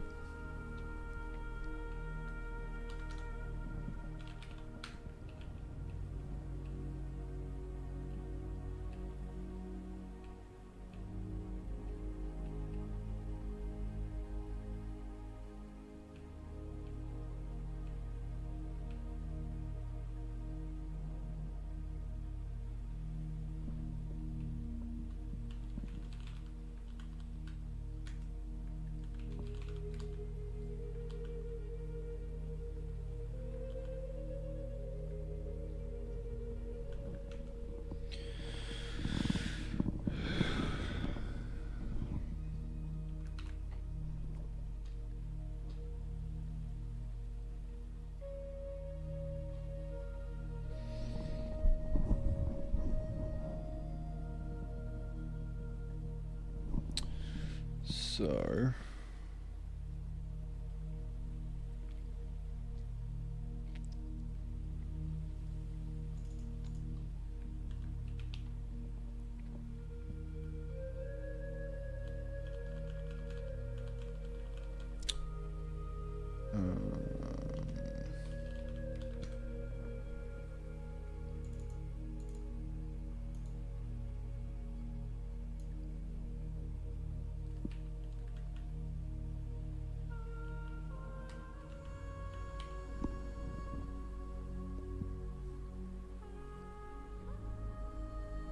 Sa, hello.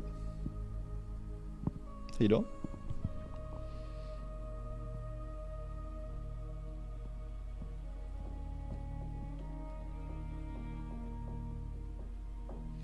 Yeah, I'm gonna have to edit the game so that the user ID kind of just comes from somewhere else.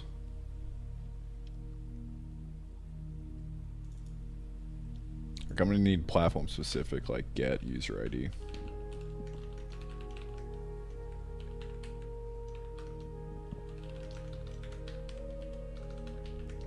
And on web, we'll just look into local storage to find user ID.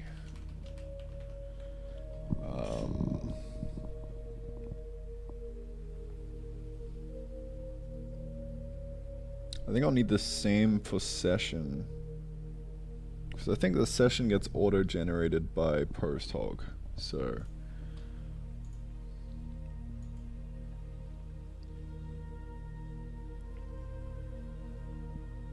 I may as well just share that data. Maybe.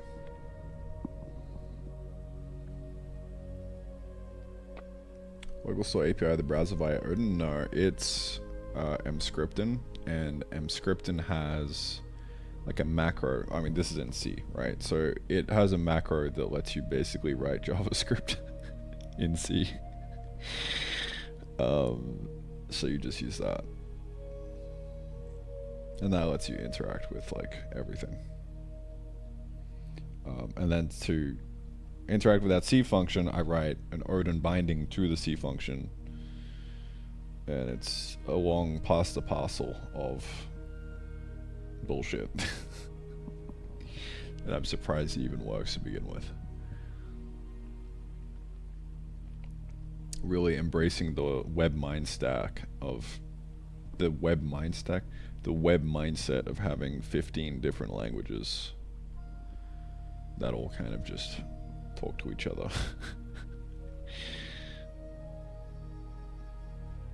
Gangsta. Odin C JavaScript. It's not even that simple. It's like Odin C JavaScript, but the JavaScript is really just like, I mean, it's somehow generated through mscripten and then called in WASM. So it's like Odin C mscripten generates WASM and JavaScript, and then you use that in the web.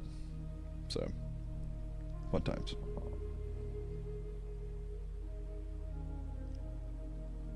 All right, what am I doing? I am doing something. Sounds easy to debug? Yeah. Very easy. It's actually not that bad, honestly. It's not horrible.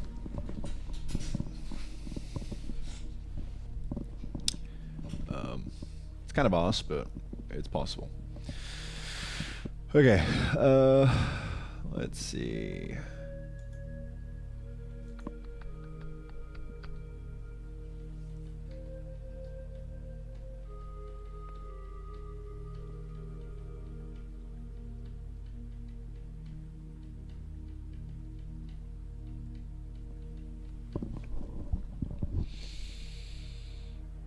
You know what? I actually think I want to keep the session ID separate, because there's a session in the web and there's a session in the game, right? So they're like two separate things.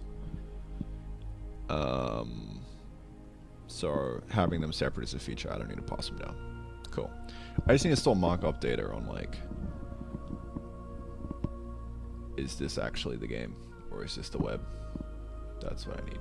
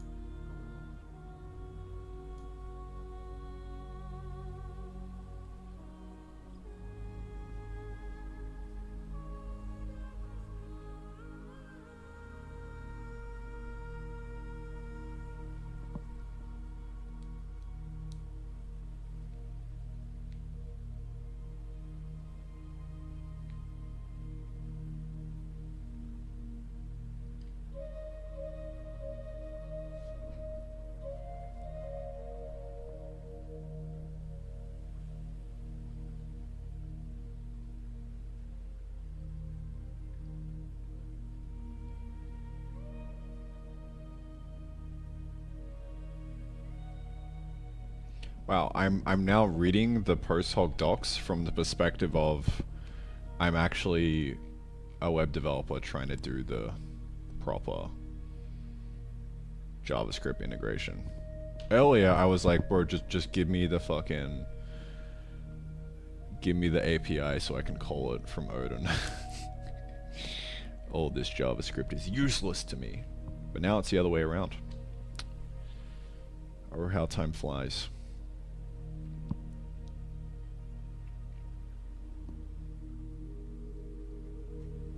Blink twice if they have a gun on you. This really do be a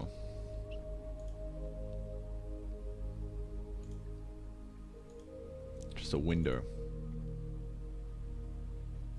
into my life.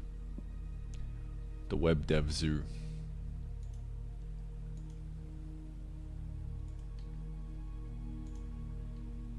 I'll rename the stream title to that. Live footage of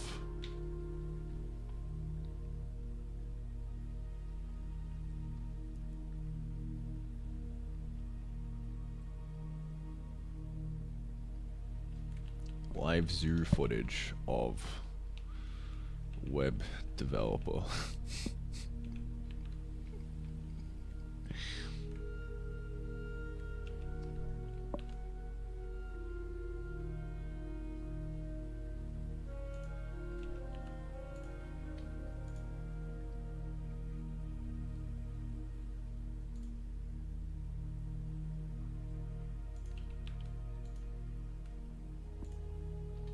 Beautiful. So intense right now. Yeah, because I'm fucking zoned in, bro. I'm reading docs so hard right now.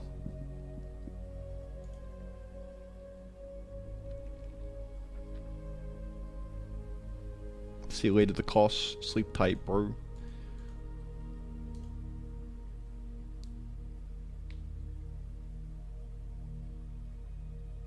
Alright. Let's do it.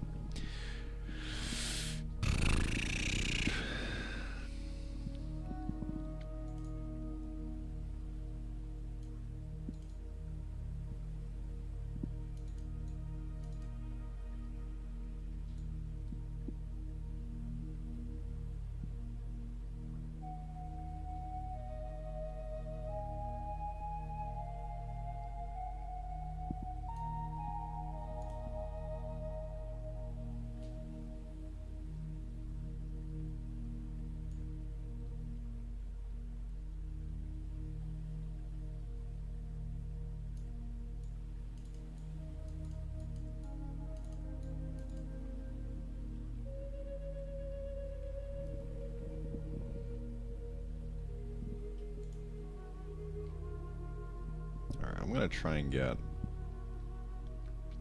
PostHog in JavaScript, sorry, in TypeScript, so I don't have to keep fucking checking runtime errors.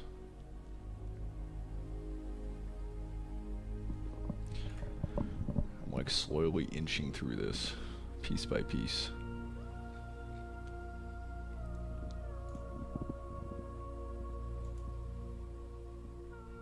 Can we at least read with you? Nah, cause I mean I have like keys everywhere, and so I'm scared of leaking shit. It's already happened twice already.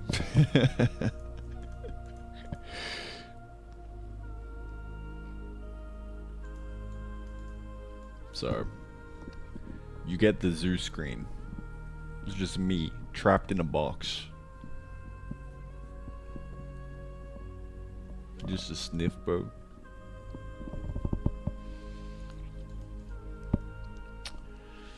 Alright.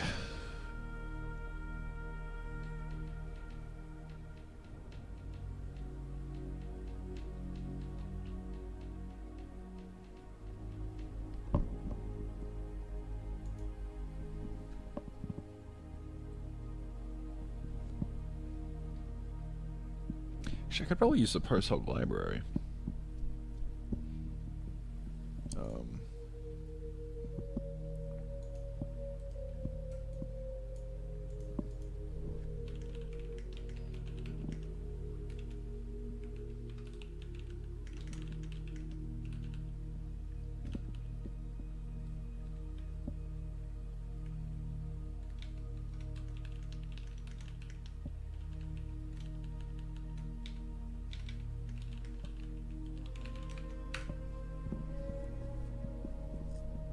Randy.tv, yep.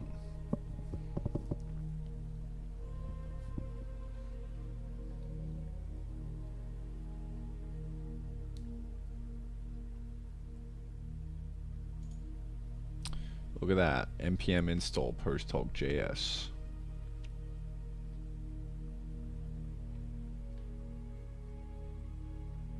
It's written in TypeScript already. Okay, huge.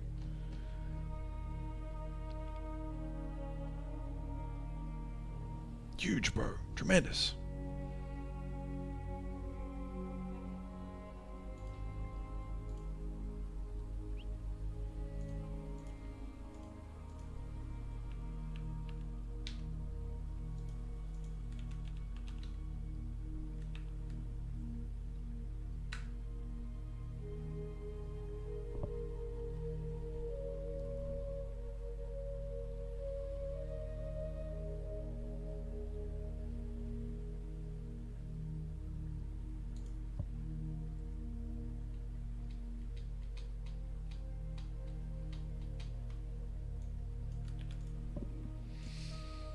Okay.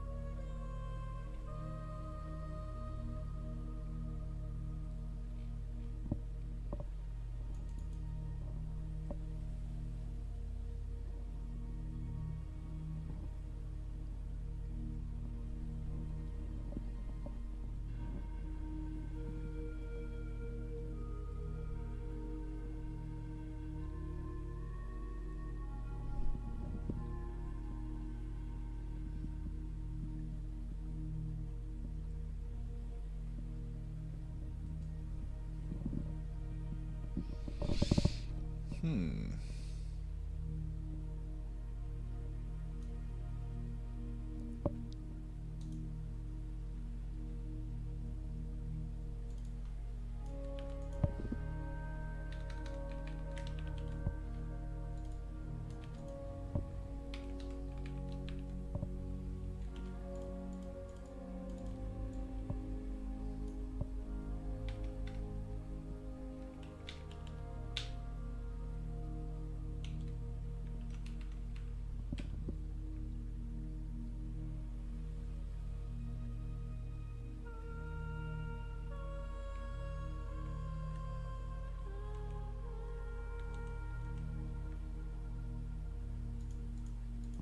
Huh.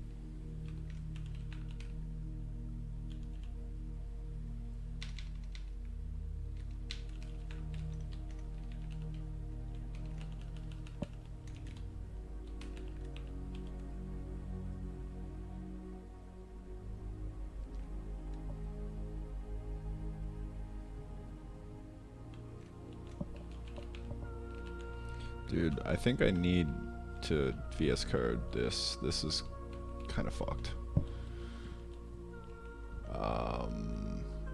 Yeah. I think it's VS Code time.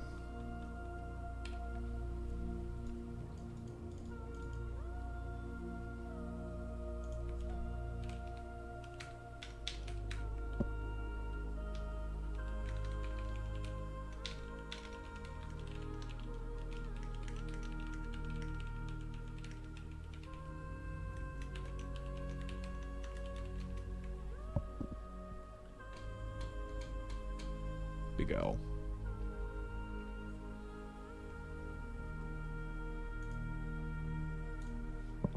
Has Logan giving you trouble still? No. I'm just like slowly plowing through things right now. Going good.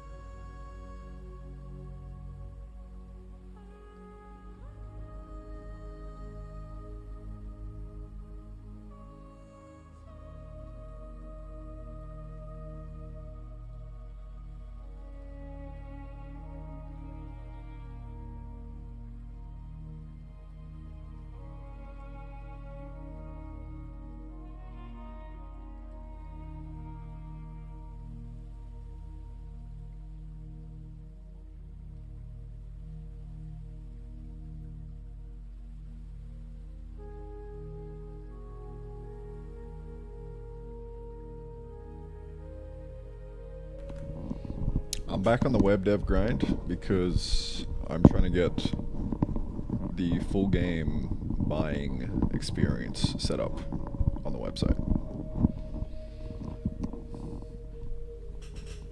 Because the demo is ready and it's there. It's just I need a giveaway for people to unlock the full game by sending me $10 US.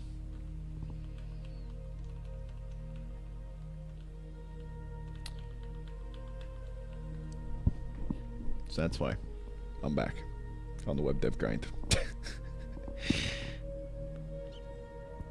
Okay, I'm gonna set up VS Code because Focus ain't cutting it for me with all this web nonsense. I just need autocomplete.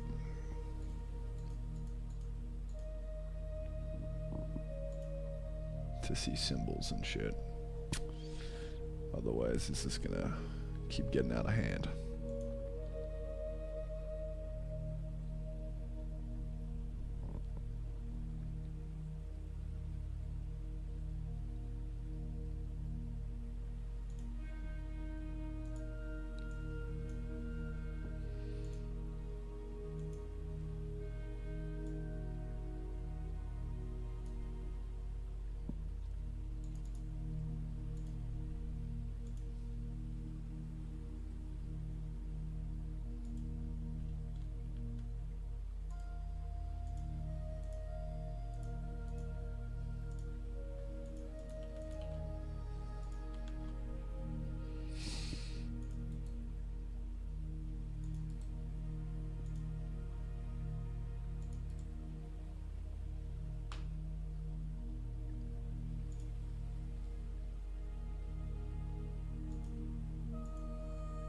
Can't be via some kind of Patreon or something seems like a big waste of time.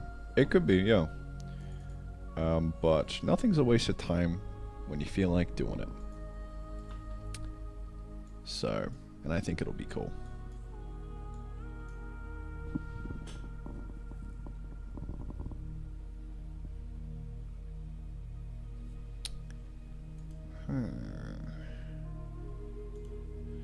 Alright, we've got the VS Code experience.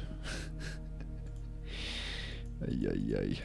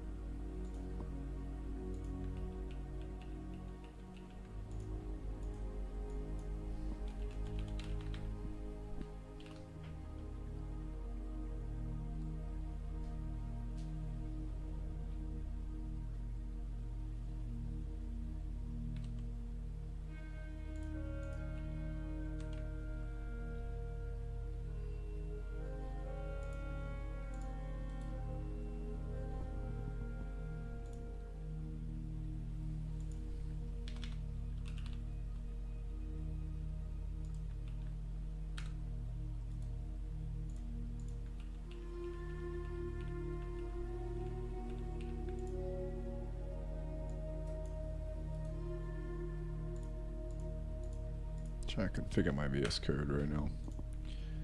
Kind of shit, but.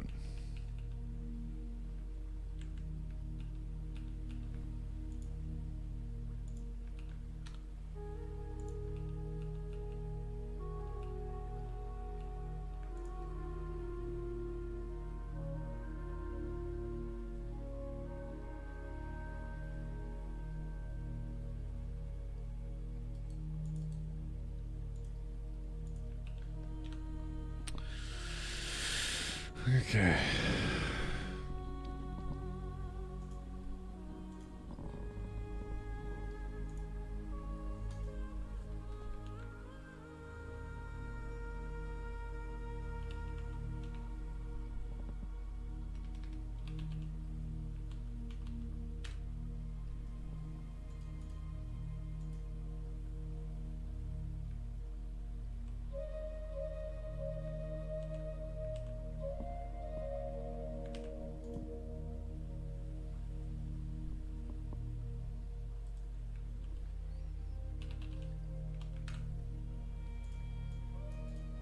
Alright, awesome. I'm now getting a squiggly lines in VS Code. Beautiful.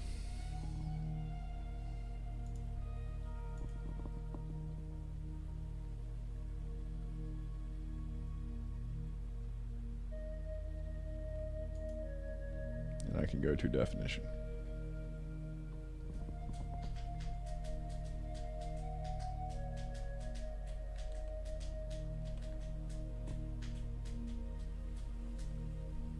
Hello, Randy L. Panda.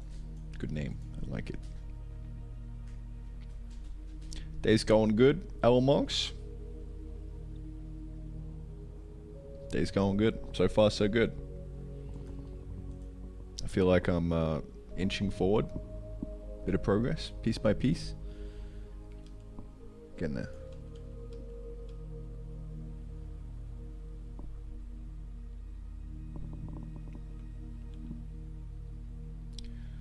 Okay. Partial host config. Alright.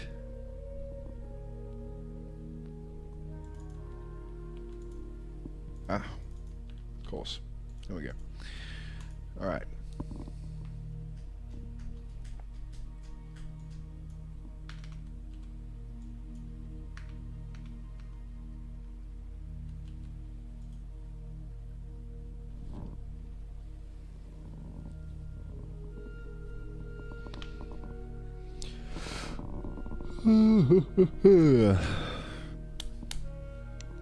So,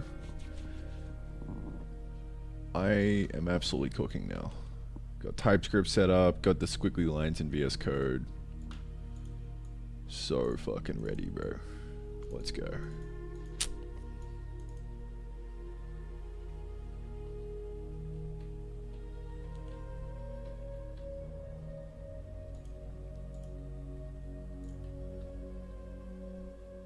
I'm ready.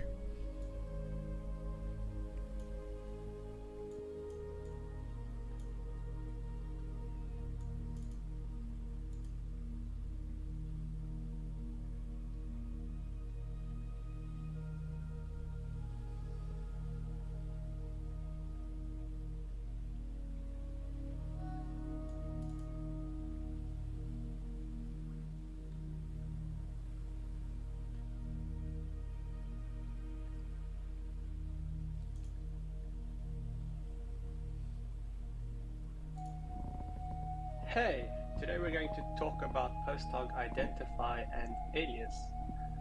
PostHog Identify enables you to link events on the same user across different sessions, devices, platforms. It's very helpful to get a full picture of how a specific user is interacting with your app over time and over different devices. It's typically something you only use on the front end. The reason this is that when PostHog initializes on the front end, what we do is we create an anonymous ID for the user, and we use this anonymous ID to capture events. And we continue using this anonymous ID until you're able to identify who the user is. So perhaps once they've logged in or signed in, and you have their email or user ID. On the other hand, when you're capturing events in the backend, you always have to provide a distinct ID for the user. And so by definition, you already know who they are, and there's no concept of an anonymous ID. So this is why identify is something you call in the client-side apps. Right, let's jump into our sample project. So I've created here a brief sample project where a user can sign in. Let's go. So over here I have a sign in button. I'm just gonna read the docs. I don't need this.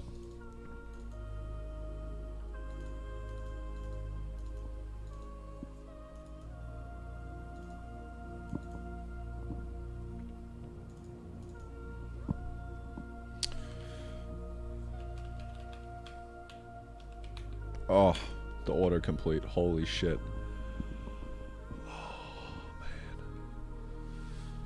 Man, this is first class. This is first class web dev right here. It's got like, bro, look at this. This is insane.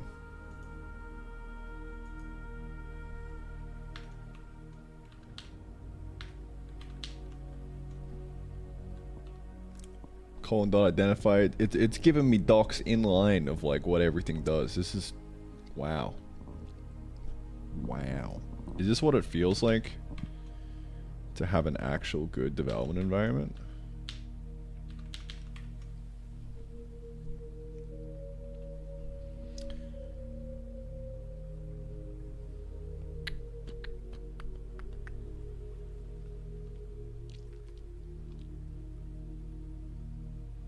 This is such good docs. A string that uniquely identifies the user if not provided distinct identity currently in a persistent store. Cookie local storage. Okay.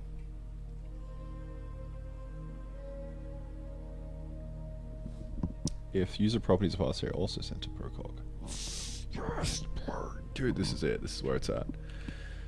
User ID. Oh my god, it feels so fucking good to do this. Yes.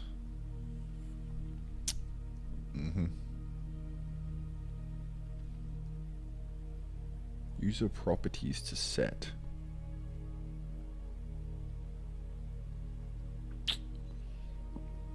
Don't think I want to set user properties. I would like session specific stuff though. I think. I don't know.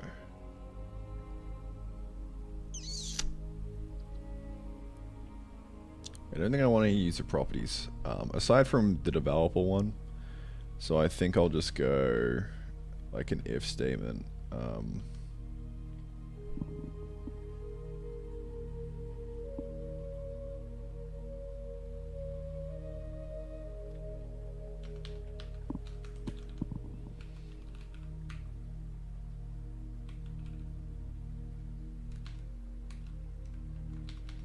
Actually, yeah, I kind of need this.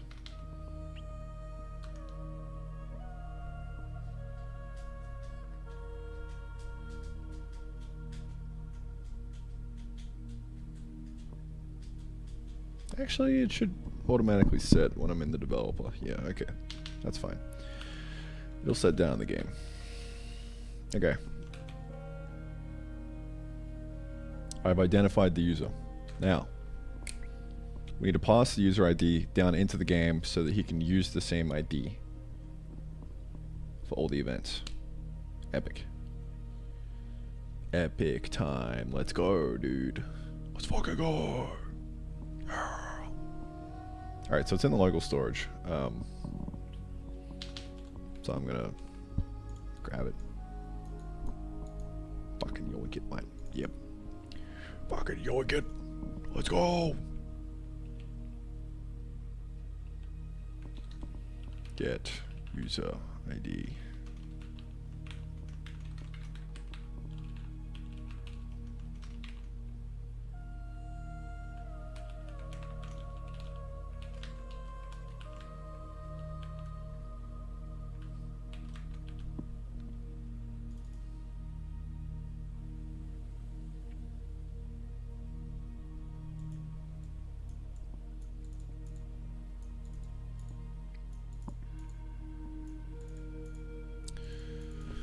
Actually kinda not a fan of the package stuff in Odin because I have to then go to 2 different files to implement logic and I can't do it in the one file.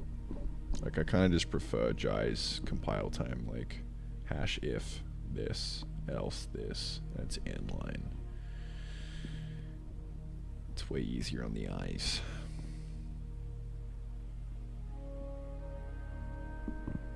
But that's alright. Okay, what am I trying to do?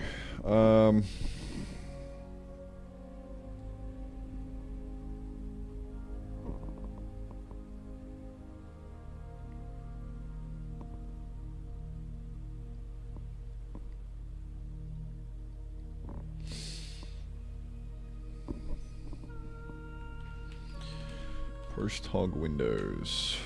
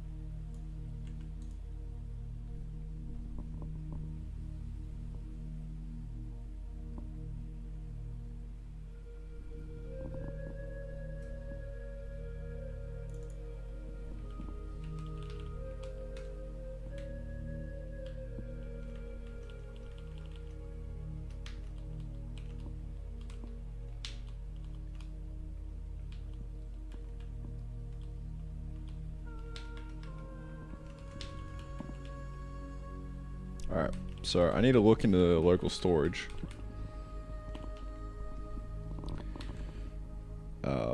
You know, that's kind of what I'm doing right now. I got this being platform specific now, so on Windows it'll just kind of generate random ID. On not Windows, it won't. We need to look into the local storage to grab what we already fucking made with JavaScript. Gangsta.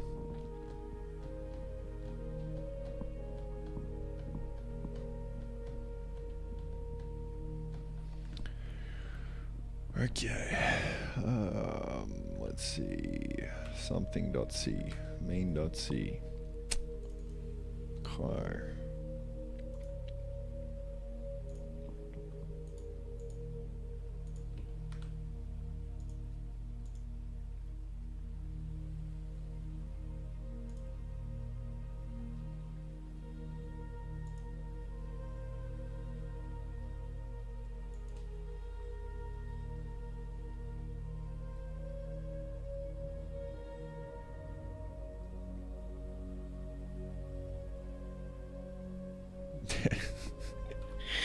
Theo replied, "What a champ."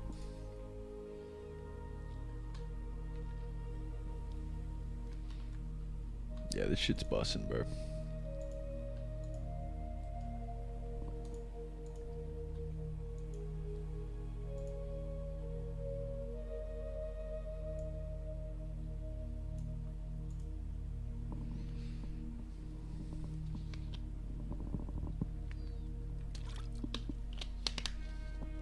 Okay. I wonder how many times I've said okay, or alright, or so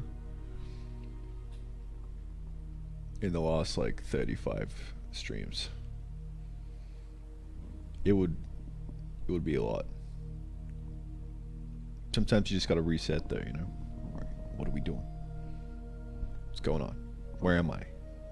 What the fuck is happening?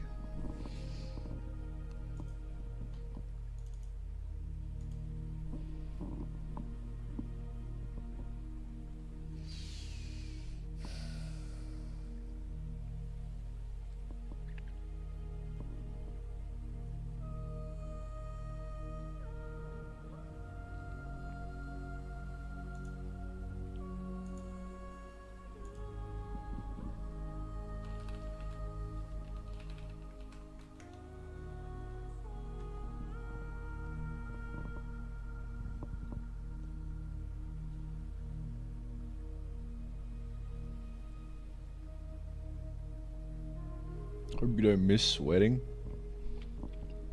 Really don't.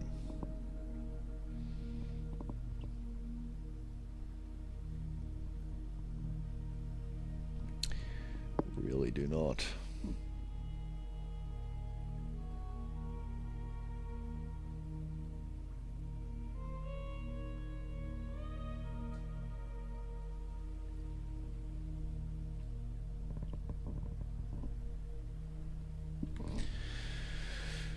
Alright, using mscripting,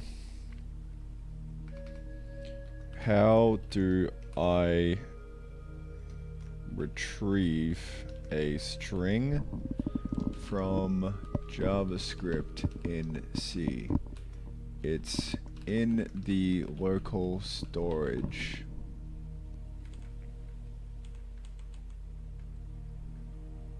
What's it under?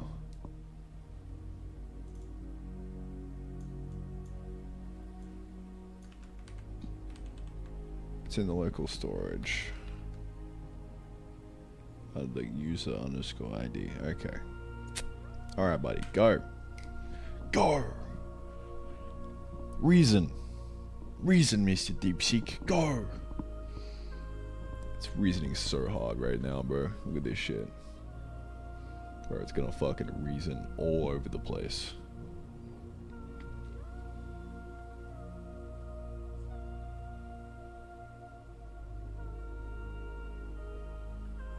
Bro, look at all that reasoning right there. crazy. Fuck, bro.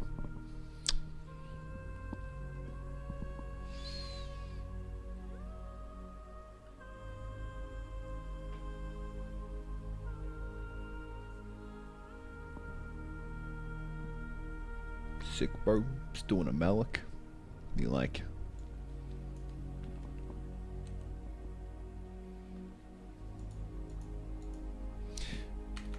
I don't know. It's just so funny to me, like just trying to interact with JavaScript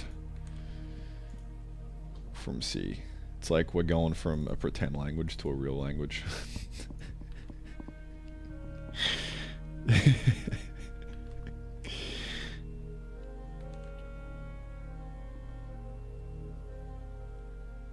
Okay, what do I want now?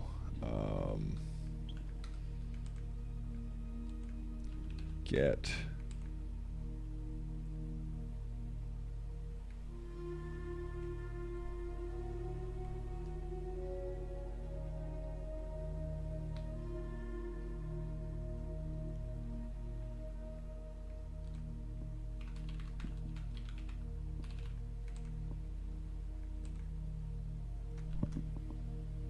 Oh, this is actually just making a function for me that I can call called get local storage item. I can call that directly from Odin. That's pretty cool. I am going to be calling this function directly from Odin, which is a C function, except it's wrapped in a JavaScript macro, so it's JavaScript, but it returns whatever is in the local storage under the key. And we're going to call it from Odin. How cool is that? I'll pass the parcel of untold fatness. So literally over here, I do like a get local storage item proc. It's taking in a C string as the key, and it returns a C string.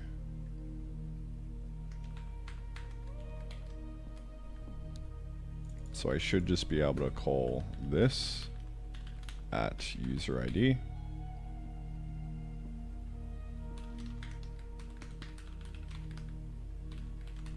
And I should be getting that logged. We'll see.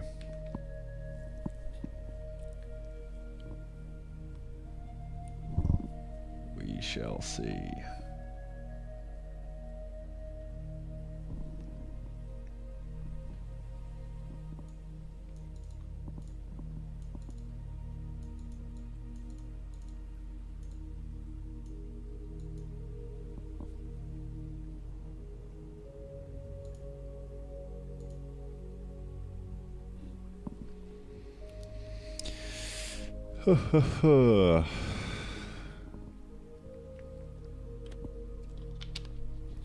Hope you keep braining. I do be braining.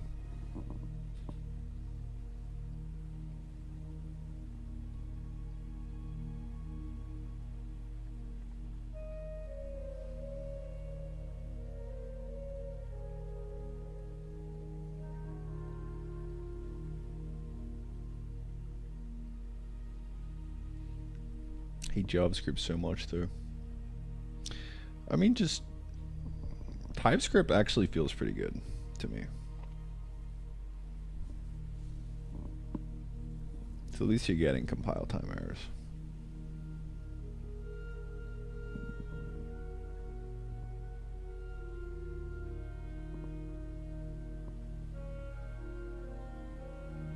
Better ape out before stream is over. I don't know, bro.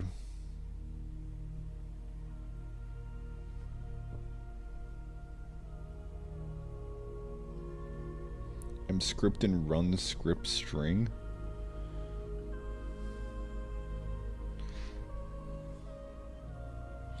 That seems very interesting.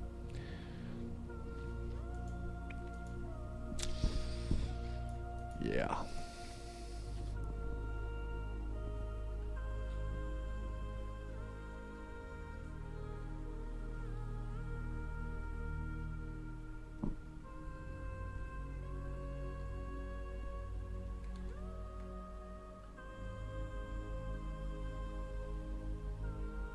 Check docs. I don't even know what the docs are, bro. What's a doc?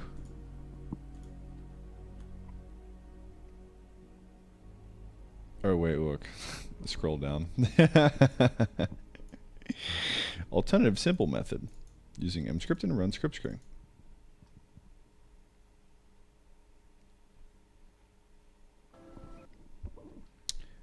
I wonder if we could just bind to this directly, because then we don't have to do a C thing.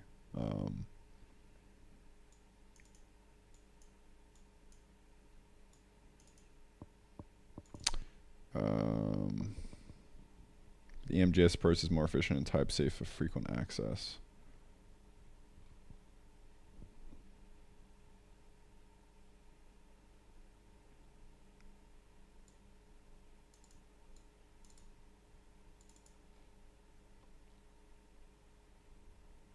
I don't care. Let me just bind to that.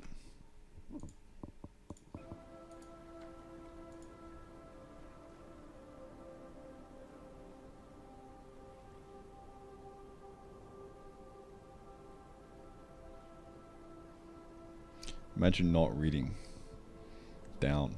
I feel like you should have put that up the top, no? Like, start with the simple one. Come on, bro. Amateur hour.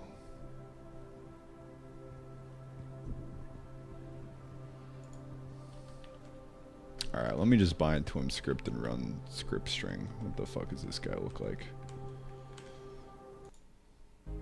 Bro, we just hit a new video. I actually want to go back to this one. This is just such a vibe. Absolute banger, dude. Man, I love it.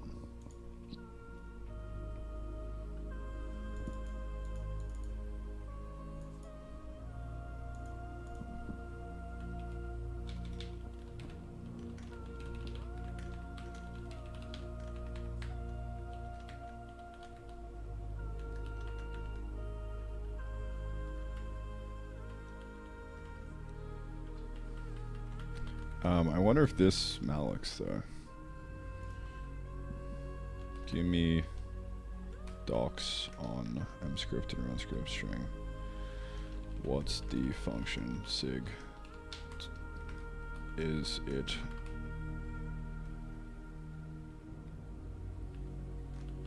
how is the return allocated? In essence, just a fat malloc. Kind of like what I already just did.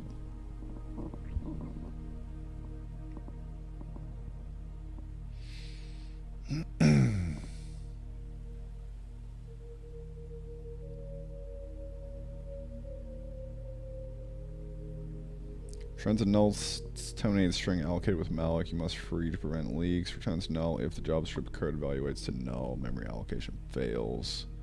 JavaScript conversion. That's JS null, the C null pointer. JS undefined, the C null pointer.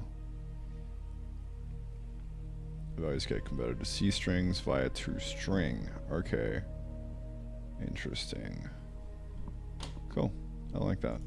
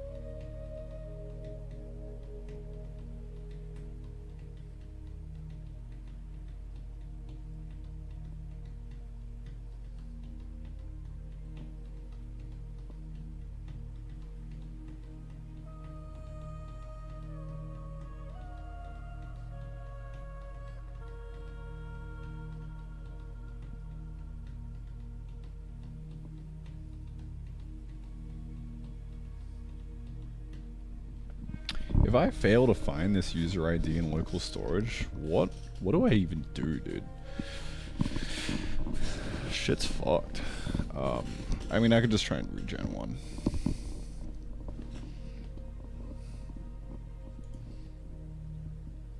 Good night, owl monks. Redirect them to login. No, I mean, it's like it should always be there. Like, if it fails, then it's I've done something wrong. But I guess, like, worst case scenario, I want to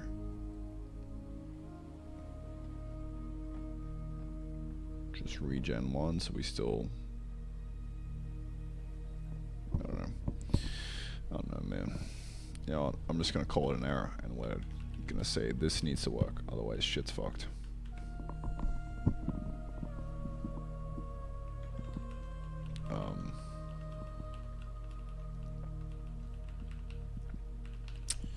I wonder if there's a way that I can like crash the game as well.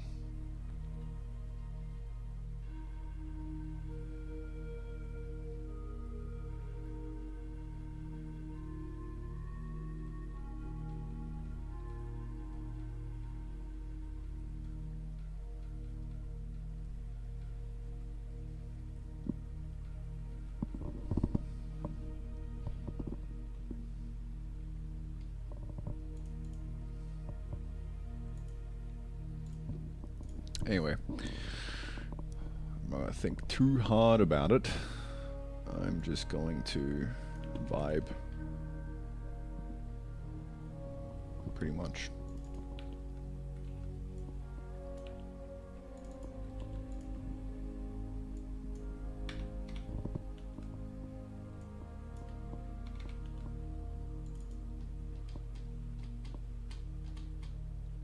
Yeah, and script and run script string, that's pretty hype. I like that function. Me likey.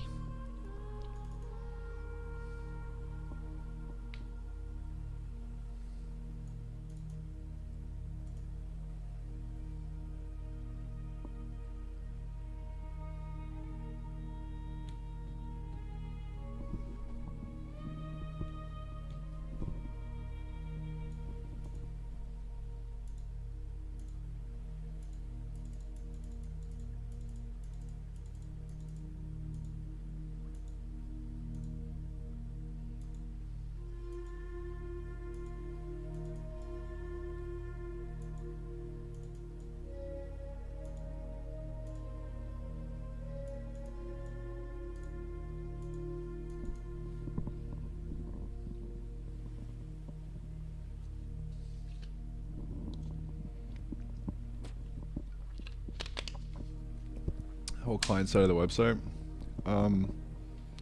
Yeah, pretty much.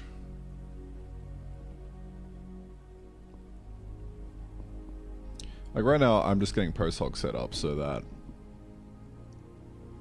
it'll work on the website, but then you also have the ID, you know, client side on the website passed down into the game so that it ties together, so that I can see both all the data in the website and in the game.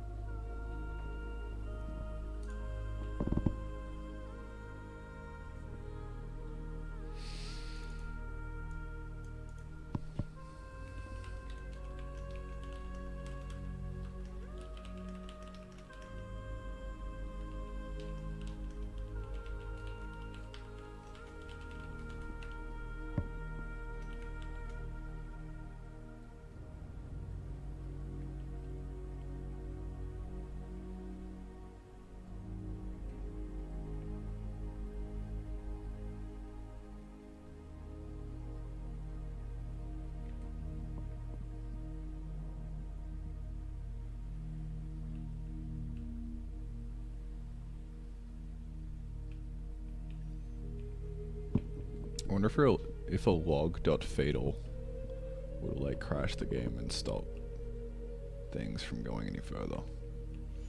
I need to figure that out.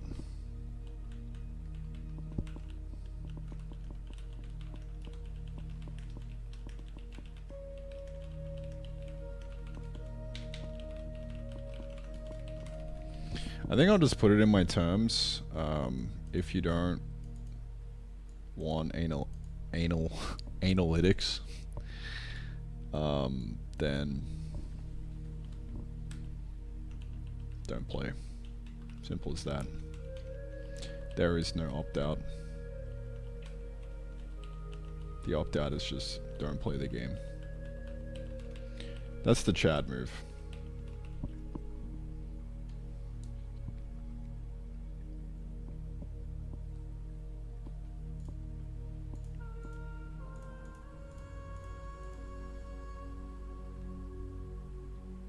It's like I just don't care about handling that path of like, oh, you gotta opt out to play the game. Like, I just don't care. Don't fucking play the game. It'll be in the privacy policy. This is the data we track. If you don't like it, leave. Thank you.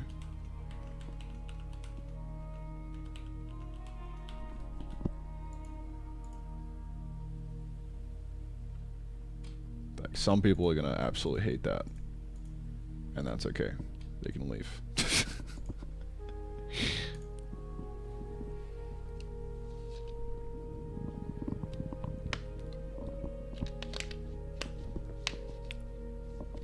What are you really gathering though? Just usage data. So like basic stuff. Like session time and social security number, you know, standard stuff.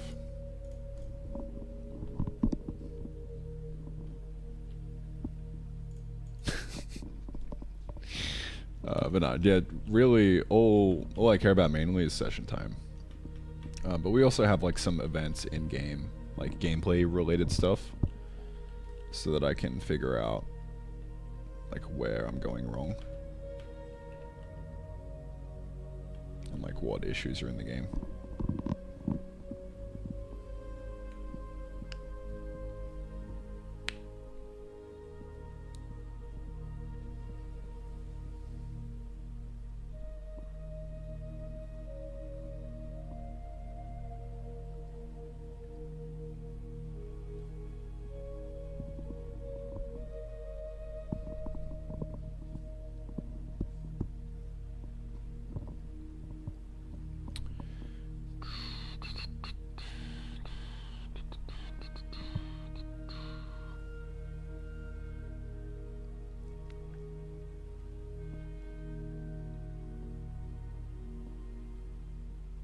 Okay.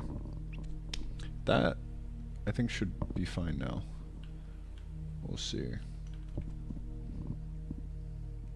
I have to figure out how I can fucking compile and test the game running through the actual site.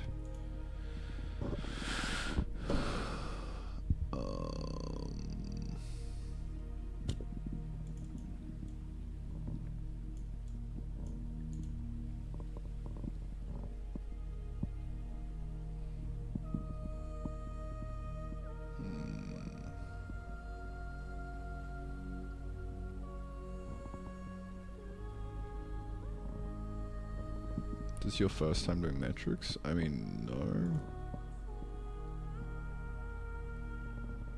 I've done it a bunch in the past.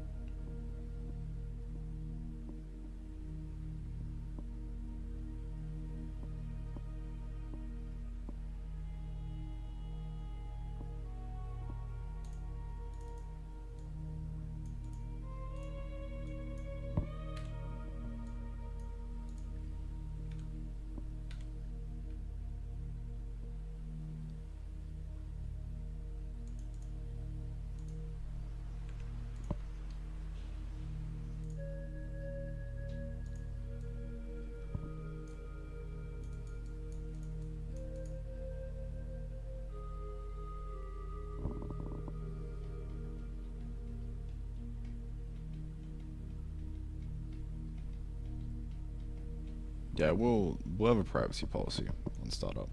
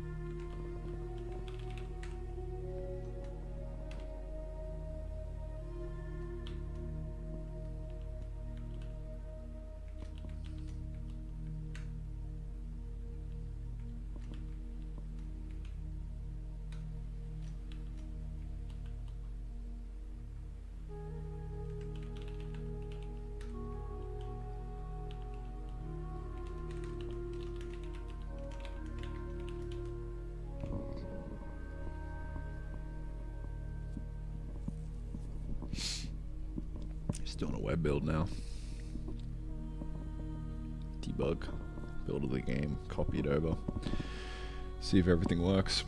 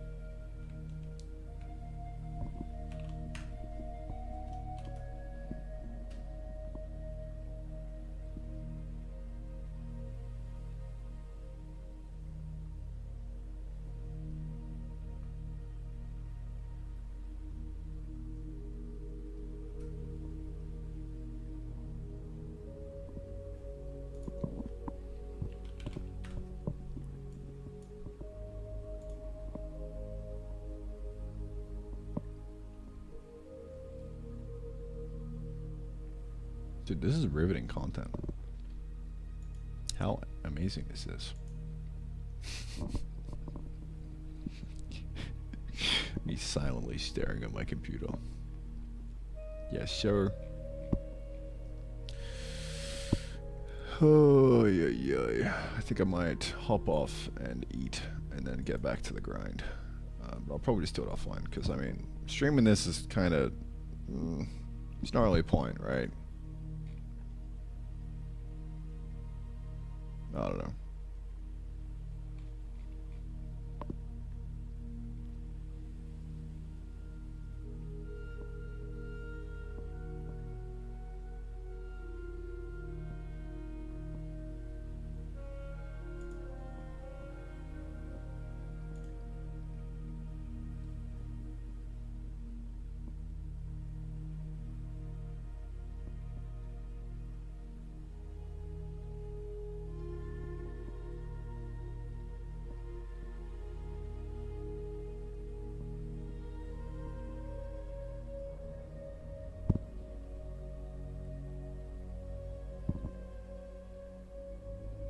content I subscribe for.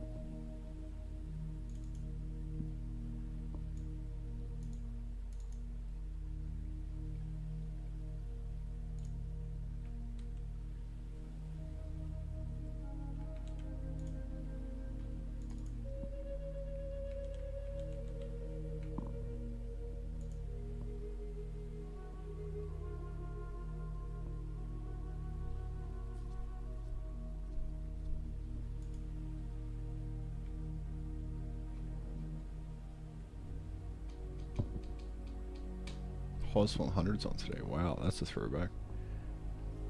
I haven't even thought of Hos 100 in like 2 years.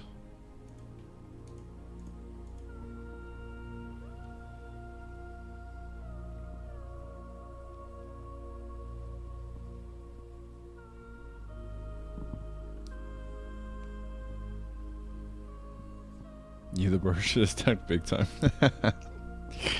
Oh man.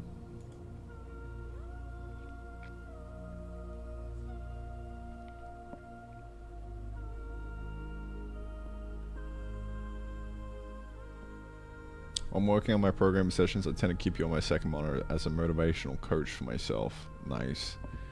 Adding the fact relaxing soundtrack is best bet on overall focus. Okay.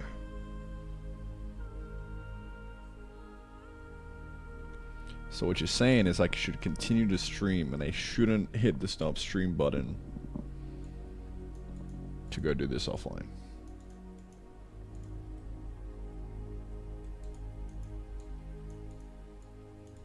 And it is fine that I'm just sitting here staring at my screen.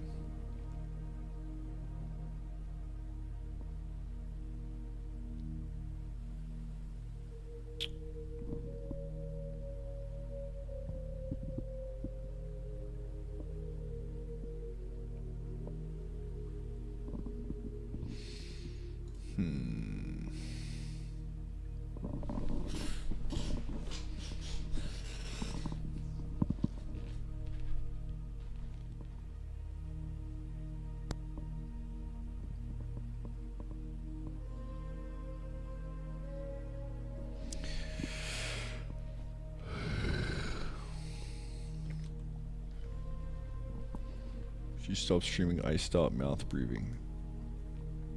I'm so confused, bro. You need to set up a second stream where Randy can watch us watching him. True.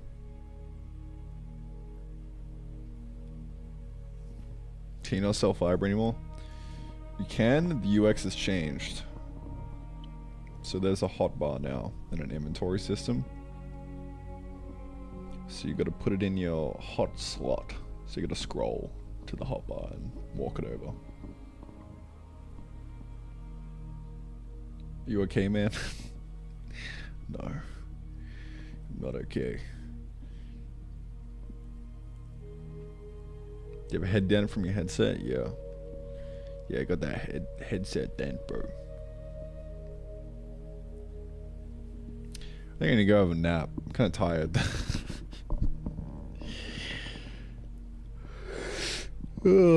Yeah. I think I might just have a bit of a lunch break and lay down for a bit and then get back to it. But I'll probably do it offline. I think it'll just go faster if I sit here and just focus on it without reading chat. And just kind of plow through the whole thing.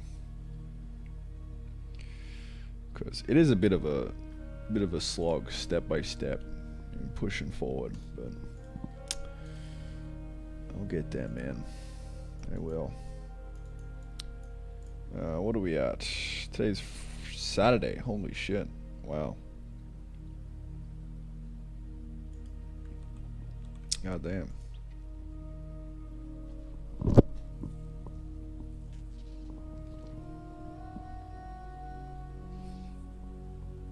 Yeah, I'm gonna have lunch and chill out. I want to get this set up and finished, hopefully by the end of the day, so we can be back to gameplay tomorrow. I'll see how I go there. Either way, see you boys when I see you. Peace out. Take care.